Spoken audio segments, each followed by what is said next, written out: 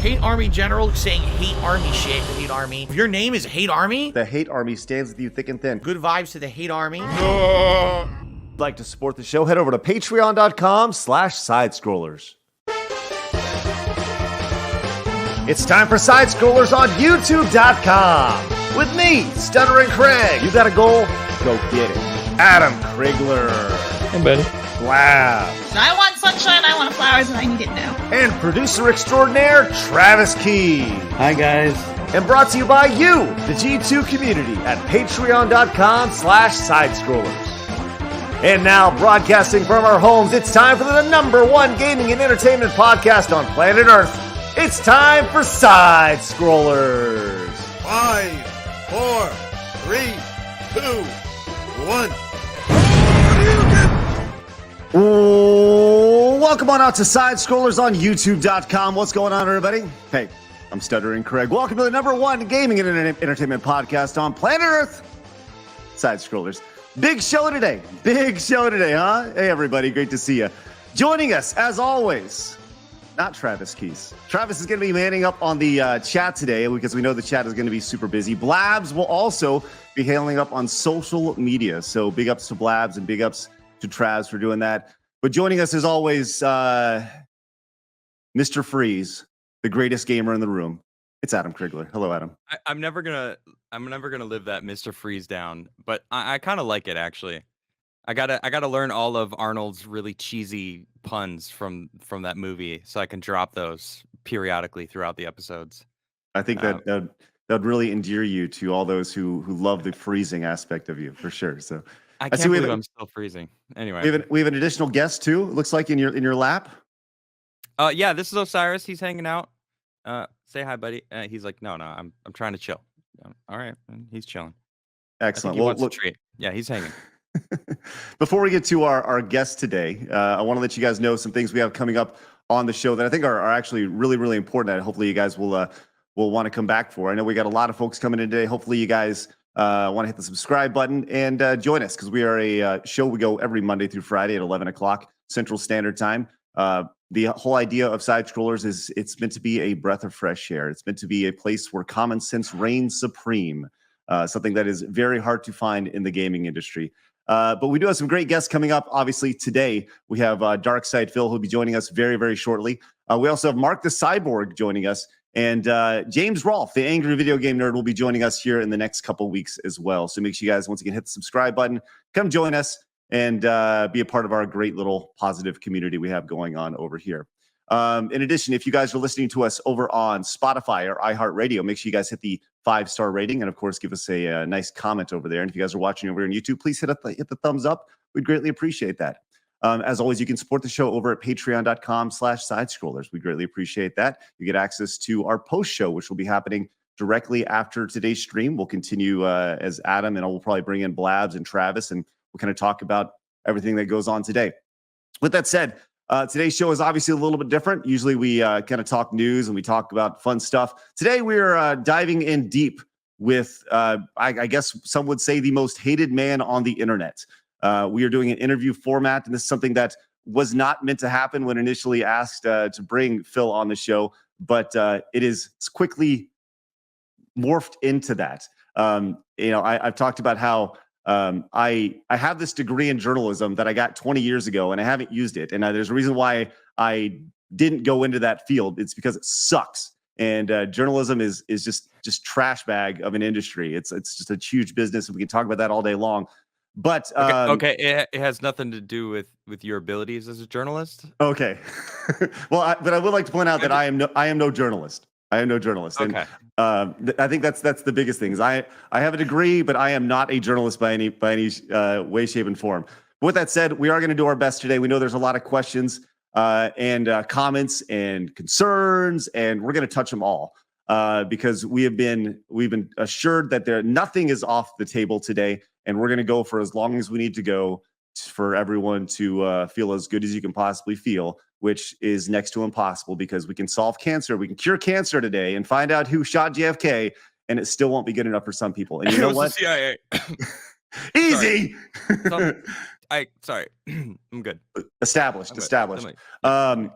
But with all that said, we're going to go today, and I'm looking forward to diving in deep. And so I guess with all that said, let's get into this. I'm excited to bring on Dark Side Phil. Phil, how are you? Holy crap. Phil, the You guys- camera's on now. You guys actually did it. I'm on We the did show. what? I'm on the You show. did it. I mean, Wait, you guys is he listen, here? listen. You guys, I you've can't had a hear good you. run. I can't hear you. Hello? I'm just joking. I can hear you. Oh, Okay. You Nice. guys have had a good run. You've been going for a month. I've watched every episode. It's a great show. However, you made the big mistake of having me on your show. As of today, March 16th, you guys are officially canceled. I'm sorry. It's over. You Nah. can't cancel something no. that doesn't care to be canceled, and we don't really care to be canceled. You can't, so. We're sponsored by the people out there, so we're good. We're great. Exactly. When you're not worrying about what sponsor you're going to freak out today because you accidentally said something in the wrong way, it's a lot of relief. You can just be honest with your audience, and that's something that I love about what I do on the internet. Well, let's get into this, man. I'm excited to have you on. I think this is going to be a really telling, hour, 2 hours, whatever it may be, 3 hours, 12 hours. six days, however long it may be. So I was told pretty much after we announced this that you were coming on the show, I was told that you should not come on. I was told not to interview you. Why do you think that is?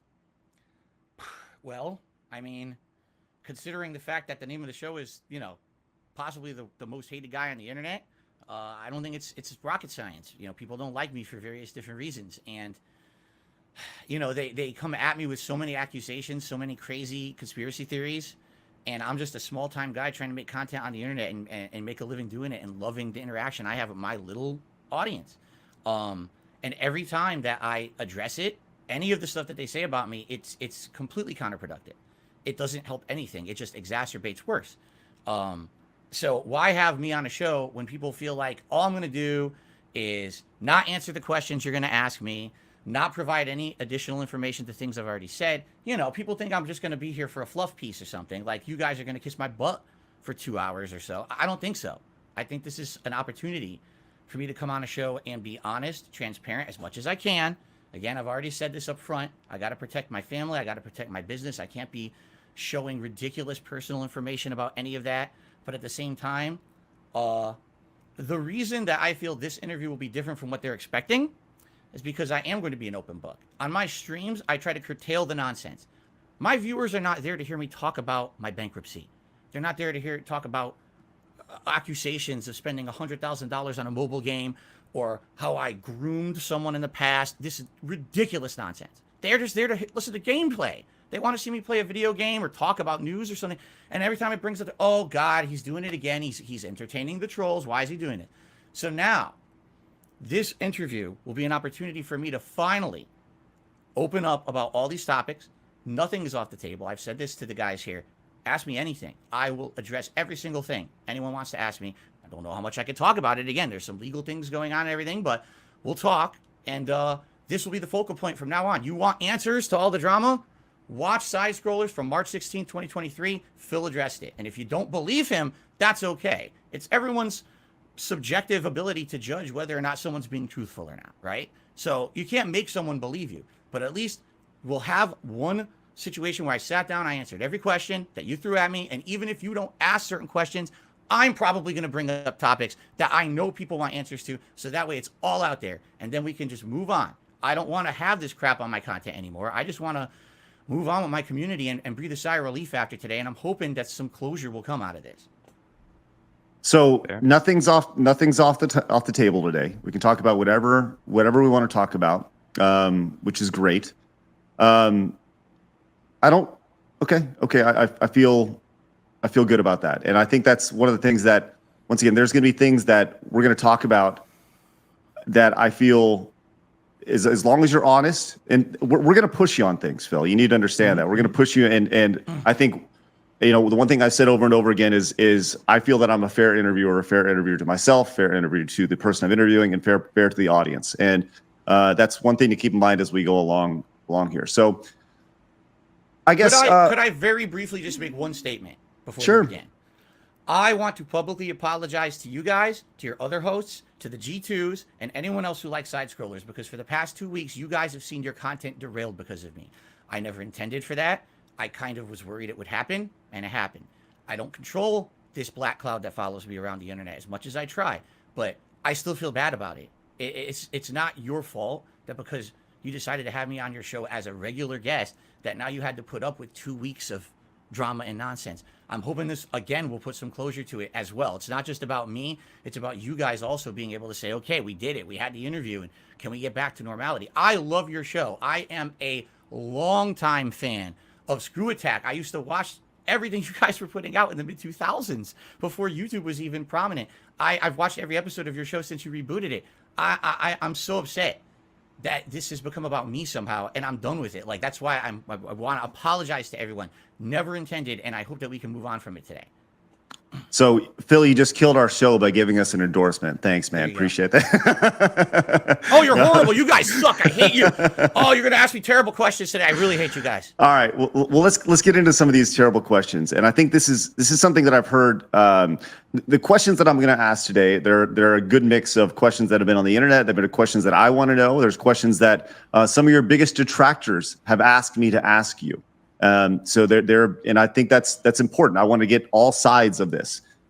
So I think a great starting point for here is when you're streaming, Phil, who is streaming? Is it Phil or Darkside Phil? Whew. Well, it depends on, it depends on what I'm streaming. It also depends on what time period you're talking about. Today, you're pretty much almost getting 100% the real me. Of course, every once in a while, it's funny to over-dramatize something that's going on. I have a segment on my podcast called Old Man Yells at Cloud, where, I really ham it up if it's a dumb topic I'm talking about, and I over-dramatize like I'm so concerned about it. Or if I'm playing a game that really is, I'm dying a lot, or I'm playing an online fighting game, I'll emphasize the fact that, oh, it's unfair, it's bullshit, I'll always ham it up. But that's kind of my shtick. That's always been kind of my shtick, and I think my actual fans know that. But the internet wants to pretend like otherwise, as if you have never watched my content over the past 15 years that I've been a content creator on the internet. You would have seen this is kind of the shtick that I do in certain situations. But today, I am so different than how I used to be. When you've made content for 15 years, you go through several different stages and evolutions. And when I started on YouTube way back when, it was all about being a character. It was about over-exaggerating. It was about being dramatic. It was about saying the risque thing that's going to get people talking. What did Darkside Phil say in his playthrough today? Are you kidding me? I can't believe he said that. But what happens is over time things change, and there was really, how can I say, almost like an epiphany to me. In 2017, a lot of different things changed in my life. I had a lot of things that kind of rebooted. And business-wise, one of the things that rebooted was I went from being someone who focused on on-demand content, videos that you would digest and watch offline, versus being an interactive online streamer. And when I became an interactive online streamer, I realized, wow, wait a minute. I've been doing this wrong the whole time, because for, 8+ years, I've just been talking to a camera and pretending like I'm the only one in the room. I have an audience live watching me. What the hell am I doing? I'm ignoring them. And once I started having an interactive conversation with my audience, it became so much better, this social experience of having meaningful conversations, seeing their live reactions to things I'm doing on stream. And so I realized I don't have to be a character anymore. I could just be me. I could just talk with these people and be honest about my feelings about games or whatever. And again, yes, every once in a while there's an exaggeration. Absolutely. But that's part of the fun of it all. We're not all just here to be Mr. Serious all day. How boring would that be? But at the same time, yeah, today I would say I'm a lot more laid back of a person, and I'm a lot more honest and transparent with my audience with the discussions we have. Although every once in a while, yes, there's obviously, everyone wants to every once in a while ham it up and be a cartoon character, joke a little bit to get a little laugh or a little rise. But for the most part, I would say what you see today in my content is more authentic than it used to be. So Darkside Phil is your hamming it up, and right now you're just Phil. Yes and no. Again, I mean, it's cool to be. Well, what is it?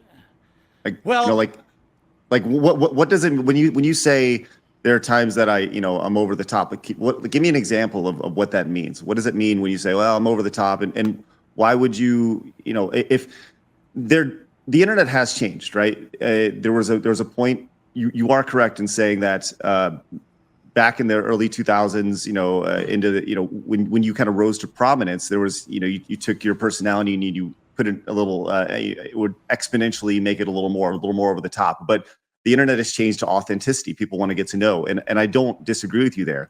But when you mix up, and it's almost like you're sending mixed signals to your audience, and most people, they haven't watched you for 15 years. The idea of saying like, hey, I've been on the internet for 15 years. You should know how I act. But the reality is that most people see you through clips, through Twitter or YouTube, and they don't know you. So regardless of how long you've been on the internet, I mean, I've been doing this forever, and the vast majority of people watching right now have no idea who I am. So you treat every viewer like a potential new viewer. So I don't know, kind of walk me through that, because I do think that's kind of, like, provide me with an example of what DSP is versus Phil. Sure. Right now I'm playing a game. It's called Wolong Fallen Dynasty. All right. It's one of these games made by Team Ninja, not FromSoft, but it's very much meant to be like a From Software style game, like Dark Souls or Bloodborne or Elden Ring. It's ultra challenging. Things are going to kill you with 1 to 2 hits, right? In my opinion, this is my opinion, it's not very good. A lot of people disagree with me. They love this game. Okay. I don't like it. I think that it's a cheap knockoff. I feel like it's very wonky. It's not polished. I will say those things in my content, but in the heat of the moment, if I'm running through a stage and I get, instant kill, cheap death, I freak out. Oh, you son of a bitch. This game sucks ass. It's the worst game ever. The game devs don't know what they're doing, blah, blah, blah. That's the dark side Phil, over the top persona kind of coming through. I could just sit here and say nothing and be like, that sucked that I died. People don't really tune in for that. In fact, the reason people are watching me play that game is because they want to see that over the top reaction. So I'll ham it up every once in a while. I don't hate the game. I don't hate the game devs. Of course I don't. They tried to make a good game. I think it's decent. I don't think it's great. But, you'll go over the top every once in a while. Now, just like but is that just something that Phil would do also? Right. Well, Phil would do that, but Phil wouldn't be like, for example, okay, the game killed me. It's a cheap death. Do you really think that I'm that upset about it? It's a game. It's a big deal. Oh, everyone gets triggered by games. I mean, I get triggered, exactly, and I allow that to flow freely. A lot of people put a filter over what they say and do when they put out their content. Why? Because they're trying to be marketable, right? They're trying to say, I want that sponsor. I want that opportunity. I have never filtered myself on the internet. That's why a lot of people don't like me, because they don't want truthful reactions. They want Mr. Marketable, Mr. Smiley. And when I say things like, this game I really don't like because this is unfair, do you think that game companies are happy about it? Of course not, but but Phil, hold on. Like, do you think that those game companies are like looking to establish a relationship with like they're not. I mean, the reality is that these companies are looking for streamers who stream to 5,000, 10,000 people. Correct. as opposed to, a couple hundred. And that's right. Like whether it's you saying or DSP saying it, I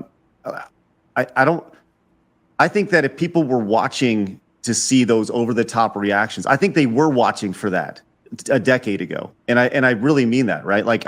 So look, I had a character named Evil Craig, right? And Evil Craig was meant to be the essence of just the internet troll, right? I did it for 10 episodes, 12 episodes, whatever it may be.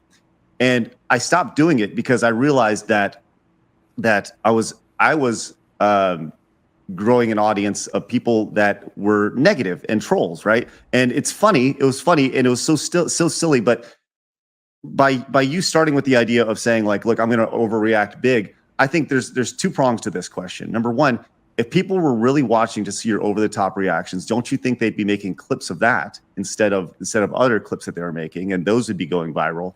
And number 2, if you're really not enjoying the game, why play it? Why play it in the first place? That's a great question. That's something that's actually been. But start with number one though. Start with number one. Like, why, if people were watching to see your over the top angry reactions, don't you think they'd be clipping those as opposed to clipping other things? In truth, yes. I don't know what they clip because I have so much stuff on the internet about me that I don't really watch a lot of it. I hear it secondhand from my viewers or in a chat or whatever. No, I understand what you're saying totally. Case in point with Wolong, there's totally some people who are turned off by this playthrough and they're like, I don't want to watch Phil play it because he's going to get angry and he's going to turn into this rage ball that we don't like watching. We like seeing the real Phil. At the same time, there are people who I've told my audience, I don't like this game. I would like to move on. This kind of does meld into the second half of your question as well. I've been very transparent with my audience about this game. So I don't like it. I feel like if I'm going to play a FromSoft game, why don't we just do a second run of Elden Ring, a new game plus run? And a lot of people are down for that. And others are like, no, Phil, we like seeing you rage. This has been a part of your shtick for 15 years. This is a lot of the reason why we tune in. I'm seeing more attendance on my Wolong streams, and I'm getting more, honestly, more support on my Wolong streams because they want to see that rage come out of me as opposed to me playing a bunch of games where I'm more laid back and relaxed and chill. I have a bunch of those in my rotation. That's my core fan base will show up for that and support it. But you will always get a different group of people. That really, I feel, is one of the reasons why I'm still here 15 years later. I have different audiences. I have one audience that'll come and watch me be the real Phil. The relaxed Phil. I just sit back, I'm chilling, I'm playing a game. I'm not going to rage. The game's, nothing really too challenging, right? I'm playing Elder Scrolls 4 Oblivion right now. That's exactly what that playthrough is. It's relaxing, right? But then when I play Wolong, now it's time for that old Dark Side Phil to come back out, and now a whole new audience shows up. It's funny because you'll watch one of my streams, you'll say, well, Phil gets around 200 to 400 viewers a stream, okay? But in reality, when you look at my metrics on YouTube or my analytics, actually, those are like thousands of different people. One stream gets 200 viewers, the next stream gets 300. Those are 500 different people because people are coming for different kinds of content. When you've been around as long as me, you realize you get people from all over the world and for different reasons. If I were to But are they sticking? Are they staying though? Because if you have 500 people come in and they're just kind of coming out, that's actually bad for the algorithm. That's bad. You want people to stay and subscribe, and you have these new people coming in because they want to see a new game, not necessarily because they want to see you, right? They're interested in the game, not necessarily you. If you're playing a game that's topical or new or something along those lines. Again, yes and no. I would say back in the day that was the case. Like new releases, I would get ginormous spikes in attendance because I actually used to have DSP Gaming, which is my gaming channel, used to be one of the more prominent gaming channels for Let's Players on YouTube over a decade ago. I was in the algorithm. I play a new game, I would see my attendance double, triple, just because I'm playing a new game. I don't get that anymore. It's been, and there's some of the things we'll probably talk about today. One of the reasons was why that happened. Trolling activities, false copyright strikes. It kicked my channel out of the algorithm. So today, it doesn't really matter what I play, honestly. I mean, yes, I'll play a new game and I'll get a little bit of a spike. But as for audience retention, it really depends on what I'm playing and who's there for what. There's some people that don't care what I play. I could sit here and play. Right, you got your hardcore. You got your hardcore. You can play Tiddlywinks and people will show up, right? Exactly. But right, then I will get an increase when I play a rage-inducing game or a multiplayer game where there's going to be an element of challenge where I can either persevere or I can really fail miserably against people online in a competitive setting. People like that. And that's the variety that I bring in. But yeah, I understand what you're saying. It would be great if maybe I was just one kind of content, but I found in the 15 years playing kind of both sides, it gets you different audiences, and it's worked for me. At least that's what I feel is one of the keys to my longevity is tomorrow, if they never made another FromSoft game, I'd be okay because I still play everything else. I would not be okay with that. I wouldn't be okay with that either. I love those games too. As much as I rage at them and I'll be angry in the moment, I absolutely appreciate and love them for what they are. Well, clearly you just need to get good. I'm just, Exactly. I'm a terrible player. Everyone knows this. Well, let's talk about something real quick. So you early on had this perception of the king of hate. That was something that you marketed, you created, or whatever, right? Whatever it is, that was your thing, the king of hate. You had the kingofhate.com and all that stuff. And now you're Phil, right? But do you feel that that still follows you around? This idea of built around, like, look, James Rolfe, angry video game nerd. He's clearly a character. People know that there's the angry video game nerd and then there's the character. But your perception is that there's this hate around you, this negativity around you, right? Do you think that has followed you to the point to where, regardless of if they're coming to watch you, Phil, or DSP, that is been a negative detractor for you, the whole hate moniker? Absolutely. And of course, I guess this would be a good time to talk about what the moniker means, because a lot of people think the king of hate means, that means that Phil's just a hateful person towards games and game developers and everything else. He's just going to rage on his stream and just hate everyone. And that's never what it was. Anyone who does 5 seconds of research to what does the King of Hate mean? I've answered this question so many times in the 15 years I've been a content creator, but no one wants to hear the answer. The answer is, I used to be a competitive Street Fighter player back in the 2000s, okay? And back then it was a really weird situation because Street Fighter wasn't big like it is today. Street Fighter was on the downturn. There were no new fighting games out. So the way to get attention on the competitive Street Fighter community was building up drama. So Right. I would go online and I would be the biggest internet troll to everyone in the Street Fighter community. I would make fun of them. I would just destroy them online. And everyone Okay, knew so Phil's like the biggest internet let's troll. fast forward, right? This has been well established. This is a decade ago. Let's talk about today, though. Like, do you feel Okay. that this has followed you around? Do you feel that people do you think that the King of Hate moniker is still relevant? Today it is not. It was because when I started, the meaning behind it is when people hate on you, you don't use that to become a victim. You don't use that to crawl into a ball and hide in your corner and, oh, I'm defeated. People don't like me anymore, so I quit. Instead, you use that as a way to motivate yourself to do better. For example, when people say, you're never going to beat this game because it's so tough. You say I can't do it. You're hating on me. Say I'm a bad gamer. I'm going to beat that game just because you said I couldn't, right? You say I'm a bad content creator. I'm this. I'm going to fail. No, I'm going to prove you wrong. I'm going to use that hate around me, and I'm going to be the king of it. I'm going to motivate myself with all that hate to be a successful person. This is a mantra I've used in my entire life to continue on and be successful. And that's why I have so many haters on the internet. I use that to fuel myself every day to come back and say, no, I'm going to put out a great, meaningful stream for people, regardless of what these idiots say on the internet about me. But it follows me. You're absolutely right, because people say the King of Hate is not that Phil owns the hate against him and motivates himself. They say he's a hateful person. Take a look at that thing he said 10, 15 years ago, that racial joke he made, that ridiculous sexual comment he made. That's what the King of Hate is. And then they'll say, look, he used to have a website, thekingofhate.com. And then they'll reference that stuff and say that I'm a bigot, or I'm a racist, or I'm a sexist. They say it to this day. They're probably saying it right now in chat. Okay. And it's not true. Well, then let's. I wasn't planning on talking this till later. Yeah, Well, go ahead, Adam. When you climb to the top of like the hate mountain and claim to be the king of hate, don't you think it's almost inviting people to try to take you down? You said that you made that your thing in the Street Fighter world, and then as time went on in the YouTube realm, that's what you were, I guess, made your position on the internet known. You're the king of hate. So like, you can almost expect people to come back at you and try to use that same kind of vibe. And I've seen plenty of clips of random shit throughout the past couple of weeks, because I didn't know who you were, right? So I'm still kind of new to this YouTube realm, and I've seen the way sometimes that and of course this is what people share, right? So what I've seen is you kind of letting it get the best of you in some cases, where you're letting that almost get under your skin, where, I mean, if you want to be that person on the internet, you kind of have to be able to take it as well. I just wanted to point that out. It's almost like you kind of asked for it by being the king of hate and making that your thing. It kind of was like, all right, well, if I'm going to dish it, I got to be able to take it as well. I 100% agree with you, Adam, today.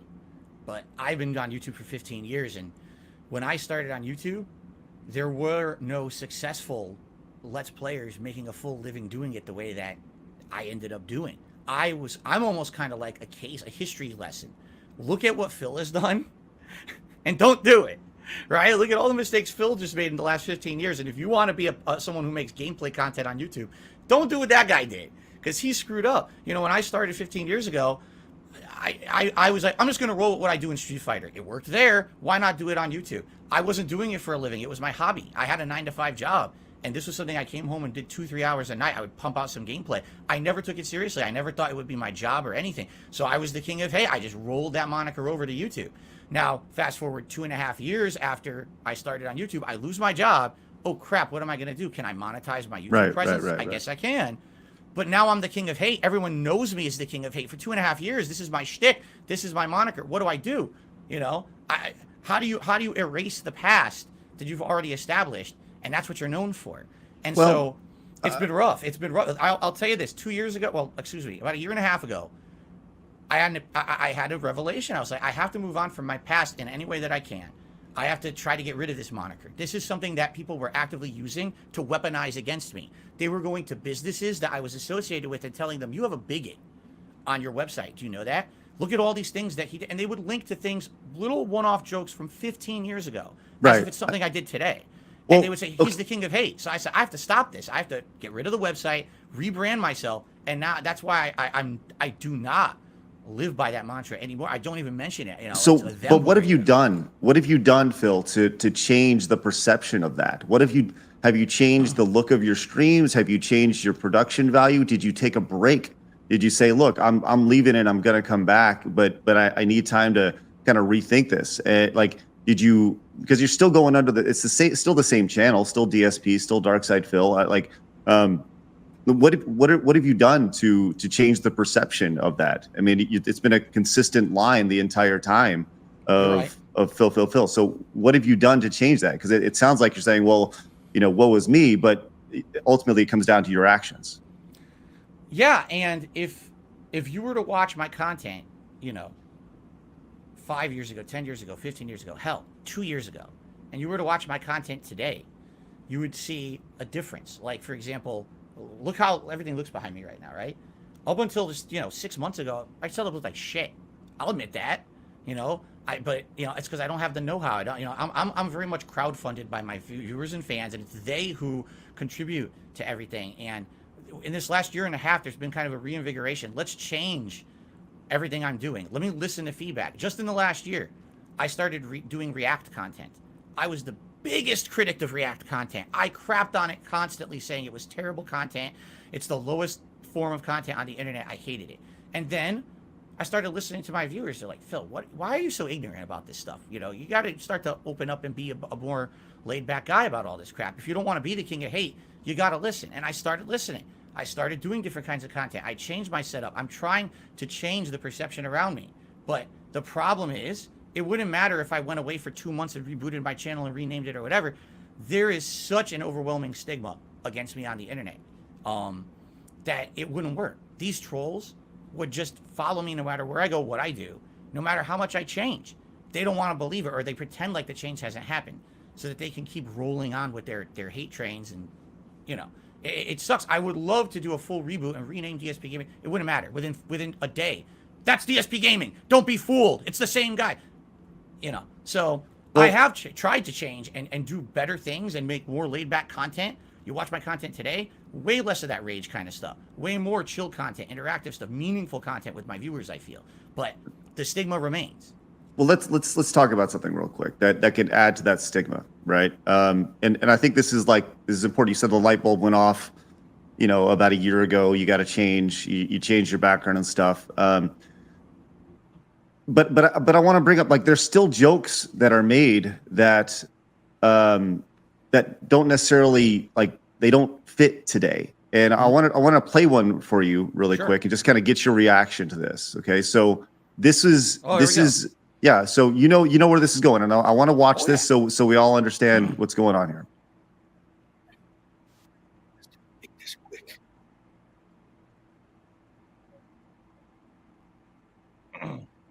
All right, boys, prepare the slave trade. We're selling her right off for profit.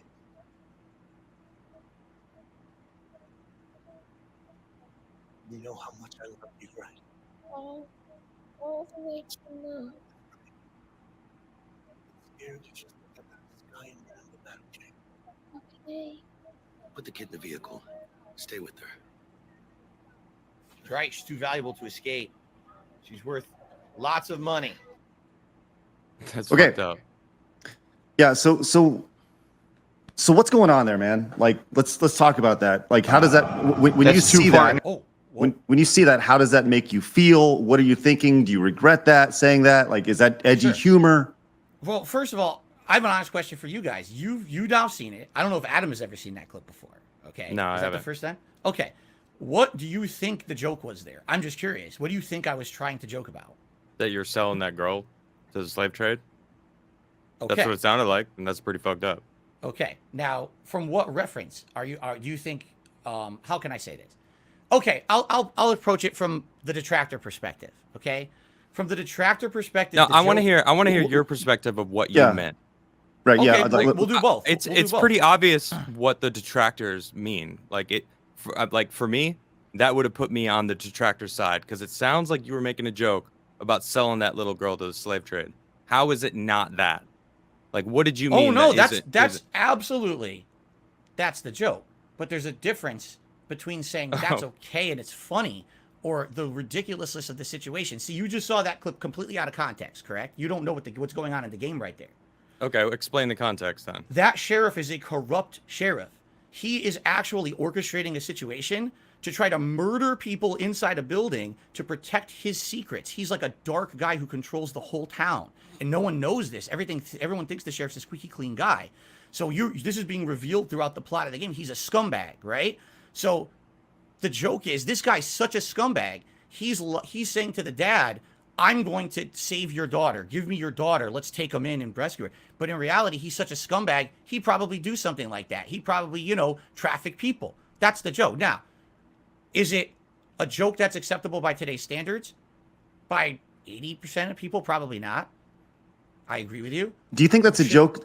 Like, do you think that's a joke acceptable by any standards? I don't. Even a decade ago, 2 Right. decades ago, 3 decades Like- ago. And I and think- it's like I just want to hear your thoughts on that because I think there's edgy content, then there's inappropriate content, and we've all been guilty of edgy content before, So I think it's dark humor.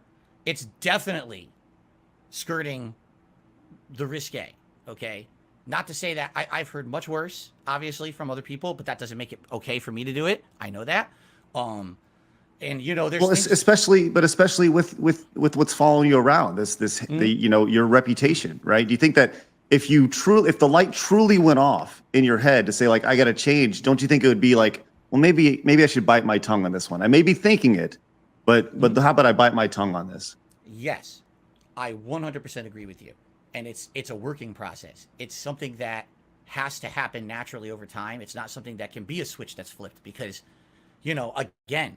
I was someone who's done this for 15 years back in the day. That's what people came to watch. That's the content they wanted from me. That's what got me popular on YouTube. That kind of ridiculous, unacceptable, over-the-top, dark humor joke, okay? Today, it's not acceptable. I know that.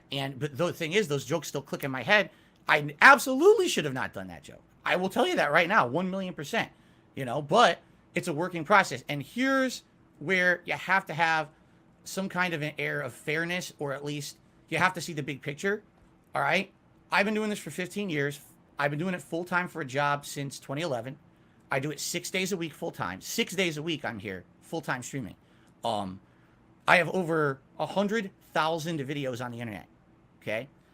People will always find something that moment of weakness, that stupid thing that I said. And I know, stupid Phil, why the hell did I make that joke? But once it's out there, it's out there. And all you can do is apologize for it, say you're going to do better and try not to do it, and move on. Now, there's a reason why I'm on this show today, okay? This is March 16, 2023, and you had to show a clip, one random clip from last summer. You didn't show something I did in the last week, the last month. You showed something from the one moment of weakness. Whenever I do something stupid on the internet, it gets hyper-analyzed, looked in with a microscope and blown away. This is what Dark Side Phil is. Have you watched the last 5 years of content I've put out? There's probably, okay, yes, I'm a human. I make errors, absolutely. And I'm stupid, and I do dumb stuff when I get over-emotional. This is not the norm on my streams. People see that clip out of context like you guys just did. And if all you knew of Dark Side Phil was that joke, you would hate my guts. You'd be like, what a scumbag. He made a joke about child trafficking. What kind of a horrible person thinks child trafficking is funny? When you watch it in context, it's not as bad, but it's still bad. But when I you don't know. watch all of The context that you explained didn't make it any better. I'll be honest. that's fine. I agree. Because That's fine. I'm not sure which character you're even like portraying. So were you acting as the sheriff in that Yes. situation? That's why I did. That's why I did like the accent. Yes.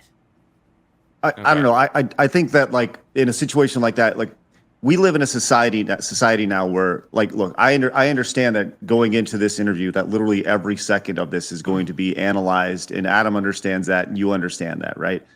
But literally everything you say, there's a camera on you at all times, especially when you're a live streamer, you know. And I mean, for somebody who does this for a living, I just feel like you have to be able to bite your tongue at sometimes, and you need to know better. I mean, you said it yourself, the switch was flipped, and I understand that. I totally understand. I am very forgiving of mistakes, right? But when there's a pattern of these things that go back over the course of time, like, it's no longer a mistake. It's a, you know, it's a continuation.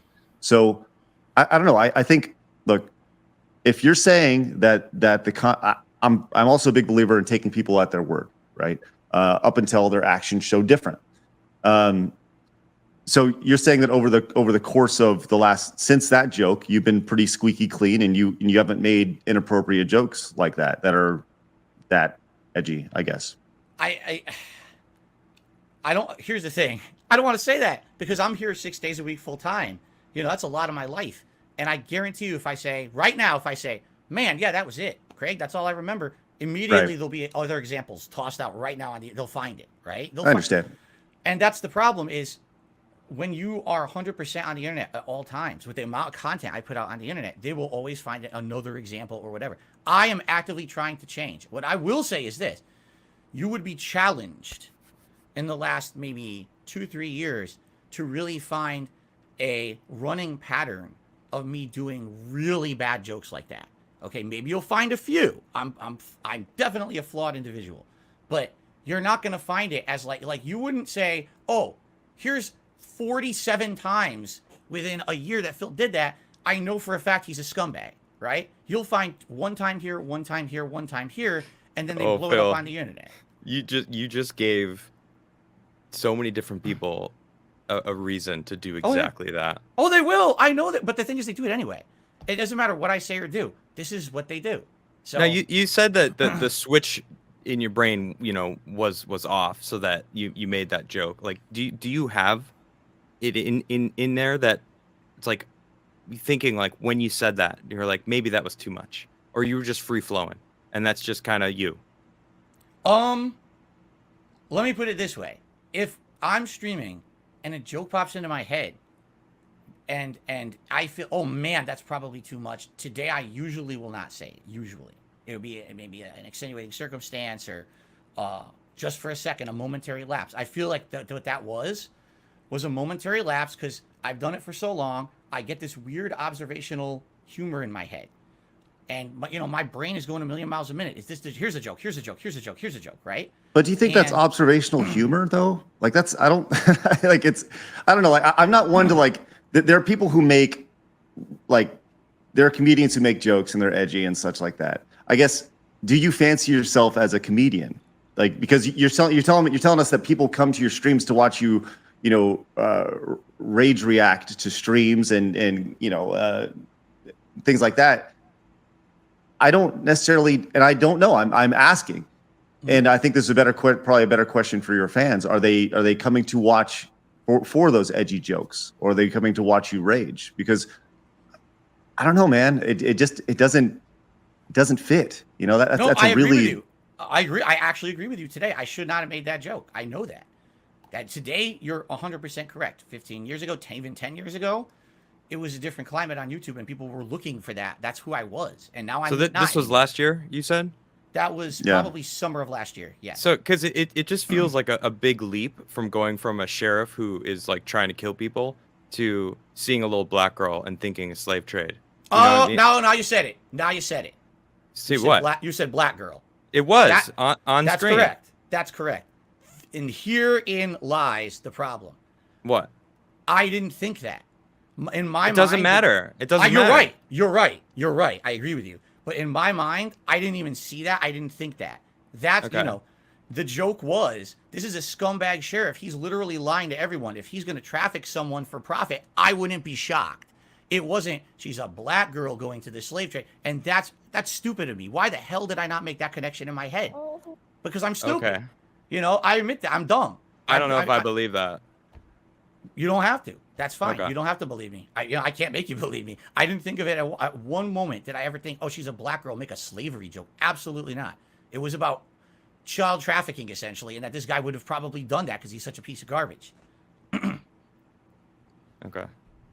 Let's talk about your. I feel like we can. Okay. I feel like You're we good. can go on for for an hour about this clip, but we Let's move on. 12-hour show coming up, folks. Right. Let's talk about this. So it seems like your biggest detractors are some of your earliest fans. They were fans who have turned into detractors. Why do you think that is? So, I mean, this might be a long answer. My fans will know it, but again, I've been doing this for 15 years. My first 5 years that I did it, all right, I had absolutely no effort to make it professional at all. I was being a jackass on camera, okay? And I didn't even have direct capture. For 5 years, I was having a camera pointed at my TV. Everything looked like junk, okay? But it was a joke. It was like, I don't care. I'm just some normal guy filming games. I'm terrible at them. I make risque jokes. I'm swearing at them. That was the shtick. That's what everyone liked back then. And then, basically what happened was after doing it for about 4 to 5 years, someone made a video. And the video was called, This Is How You Don't Play Metal Gear Solid 2. And this was a playthrough I had done of Metal Gear Solid 2, where I did my usual shtick. And my usual shtick is, oh, I suck at the game. Am it my fault that I suck at the game? Of course not. It's the game's fault. It's Hideo Kojima's fault. So I blame him. I insult him massively during the playthrough. I'm just raging at this game constantly. My viewership loved it. But someone made a parody video essentially taking out the moments of me doing that. Taking out all gameplay moments that would have been considered good or fun or entertaining and only focusing on basically the cringeworthy moments. They made this montage and it blew up with popularity on the internet. Okay. And essentially what happened was all of my shortcomings as a content creator for 5 years, these things that people liked now became, oh, Phil is not like his contemporaries. He's not putting effort into his content. He's just a jackass. Look at him. He's a joke. So now let's make fun of him. And what ended up happening was people would take every playthrough I did moving forward and make a This Is How You Don't Play video about it. And my fan base turned on me. Admittedly, if you would like, I'm not going to go into a giant explanation. So your fan base turned on you because of what a video that somebody else did highlighting, like if that doesn't make sense, Phil. Did you get bitter when that happened? Because when I hear, oh my God, yes. So do you think that bitterness changed the way that you were a content creator? Did you like add that into your shtick, as you say? I don't think so. I think what happened was I reacted so bitterly to it. In hindsight, today I look at it and I'm like, that was an opportunity. I could have taken that and run with it. I could have done my own, or I could have highlighted those and laughed at them. But instead, again, it was a different climate. Today, everyone who makes content has all these methods of making a living, correct? We have Patreon, we have crowdfunding on our streams. That didn't exist back then. Back then, I was someone who had a full-time job, and the job was putting videos on the internet with monetization on them. That was my only revenue stream. This was after 2011 when you lost your job. Oh, correct. Yes, I lost my job in late 2010. I was doing YouTube for a living for about 2 years when the This Is How You Don't Play movement started picking up. And basically, the way I saw it, and this is, now I know this is stupid, I thought people are stealing my content, man. If someone takes my content without my permission, edits it together, and only shows the worst of me, that's going to highlight myself and my business in a very negative light. That's going to make me look like crap. And instead of people laughing with me, now they're going to laugh at me.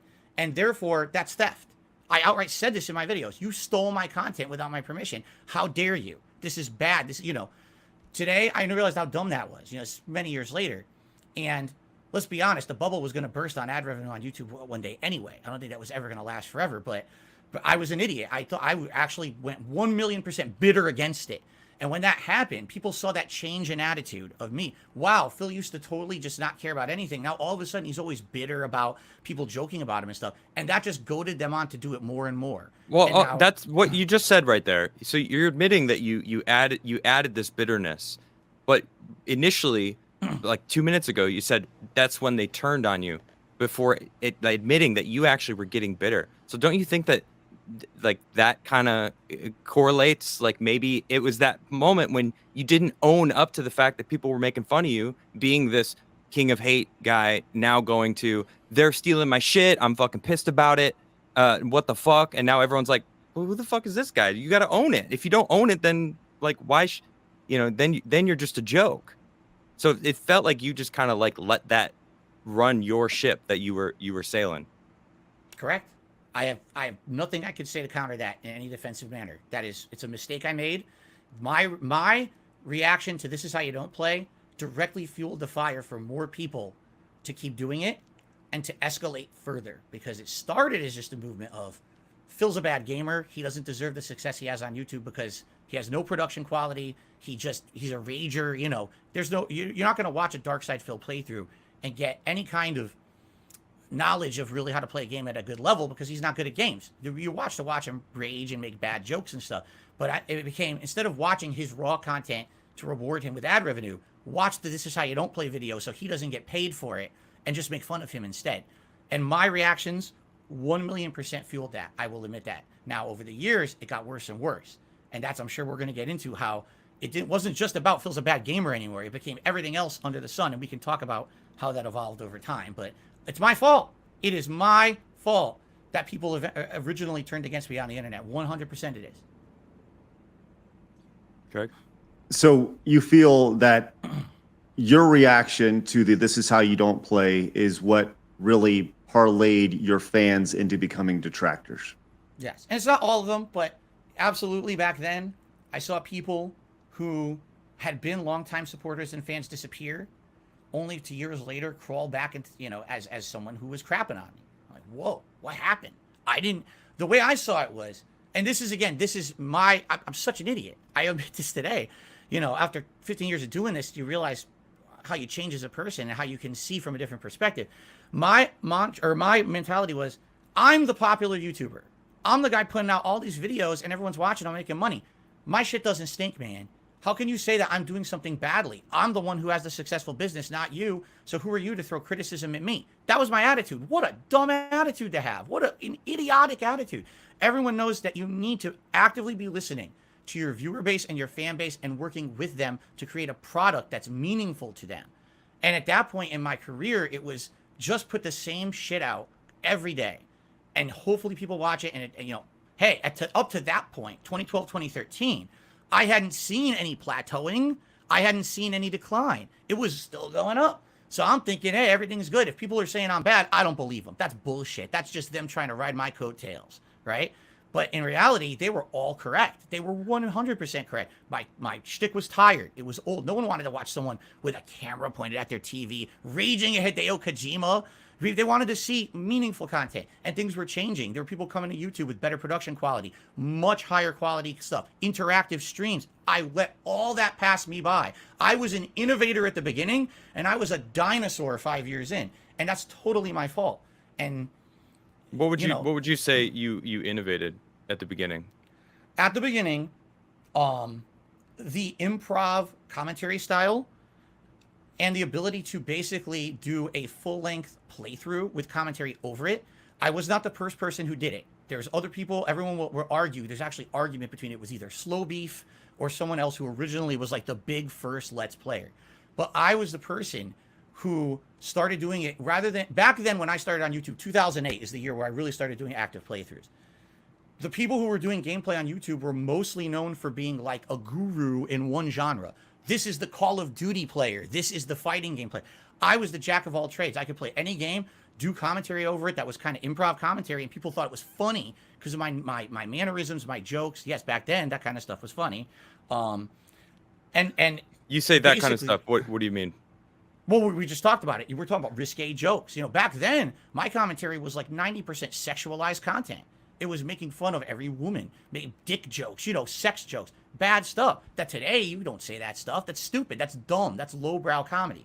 But back then, that was a big part of my content. I watch now. I couldn't even stomach watching stuff that I did 2008 to like 2011. I'd be like, it turns my stomach to listen to like who I was, how cringeworthy I was back then. Look, but, we all get it, right? We understand that people change over time. Totally understand that. I guess my thing is, what have you done? So you've had these light bulb moments, right? You said you had one last year. You had one, in 2012, 2013, where you realized that you're getting left behind from a technological standpoint, and you're doing gameplays that are, the big difference for Phil was Phil could play all games, not just fighting games or Call of Duty or whatever. What has changed? What are you doing differently now in 2023 that you were doing that you weren't doing in 2013 when you had this realization? Because it sounds like you're doing the exact same thing, Phil. It sounds like I'm the guy who plays different games and occasionally come to my channel to get some sort of shock value joke, right? What differentiates you now from who you were a decade ago? Okay, wow. Geez, first of all, full-time streamer I wasn't back then. I was just a YouTuber. Now I'm a full-time streamer, 6 days a week full-time, mostly gameplay. Now I do React content as well. We'll talk about that in a second. Those jokes I don't really make anymore at all. Now, when I turn on a stream, it's about having a relaxed social conversation with my live audience. I have people who come by and who are regulars now, who I recognize in the chat, and I can talk with them and as if they're a friend. Okay, back then I didn't know anyone. Maybe I knew people who helped me with moderation and stuff, but I didn't know my viewers back then. I didn't have any personal relationships with any of them. Now it's like a friendly community. It's a totally different vibe watching 2023 Dark Side Phil than 2013 Dark Side Phil. That's for sure. And having that now when I play a game, it's a community effort. I'm playing Oblivion right now. I don't know anything about Oblivion. It's the first time playing it, but people help me with the game. And because of that social aspect, the game is a relaxing chill session. There was no way I could have done a chill session in 2013. That wasn't what I was. I was a raged, risque commentary kind of guy. Today, that's all gone mostly. Now, yes, there are moments of rage. I'm playing Wolong. There's definitely moments of rage that come back. But for the most part, watch a stream today versus all the things that people say that I am, and you'd be like, I don't get it. I get this all the time. Someone will come by a stream of mine, and at the end of the stream, they'll say, Phil, just so you know, this is the first stream of yours I ever watched. I've heard all these things about you, and I don't get it. I just watch a 3-hour gameplay stream. None of the stuff that people say about you just happened in the stream. In fact, it was very relaxing. So what just happened? I'm like, they highlight the moments that are the shortcomings. That's what they do today. Or they reference 2013 Dark Side Phil as if that's today and saying that's the content I put out today. It's not. It's just definitely not. I have a whole new channel where now I'm doing React style content, which again, I used to be an idiot. I hate React content. Reacting, that's lowbrow, that's minimum effort. And people are like, Phil, people are interested in your thoughts. They just want to hear you react to random stuff from the internet. They want to hear you talk about a new stuff. Why would you think that's bad? And then I went, you know what? Let me give it a shot. I started doing React content. People love it. So that's on me for years being an idiot and saying dumb shit on the internet. And now I try it and it works. And it's more relaxing and it's fun. It's interactive with my audience. That's the difference, is that I've now become a more laid back guy. I want to put out meaningful content for my people every day. There's a difference between I did one rage inducing thing, everyone laughed at it and talked about it, versus, wow, I just put out a 4-hour stream and people told me that they were able to separate from their daily lives and relax with me and have a good time. That's more meaningful to me than getting one rise out of a stupid joke. What's a day look for you? When you wake up, what is your average day like? Walk me through a day of Phil. Okay. Like when you from the time you wake up to the time you go to sleep. Usually I don't wake up. Usually my cat wakes me up. And I get out of bed and get you ready for the day. Just like a normal person. Shower or eat breakfast, have a coffee, do chores around the house quick. Depends on the day, because some days my wife's at work, some days she's not. Jump into the office here. So I time wise, I probably get up between 8, 9 a.m. every day.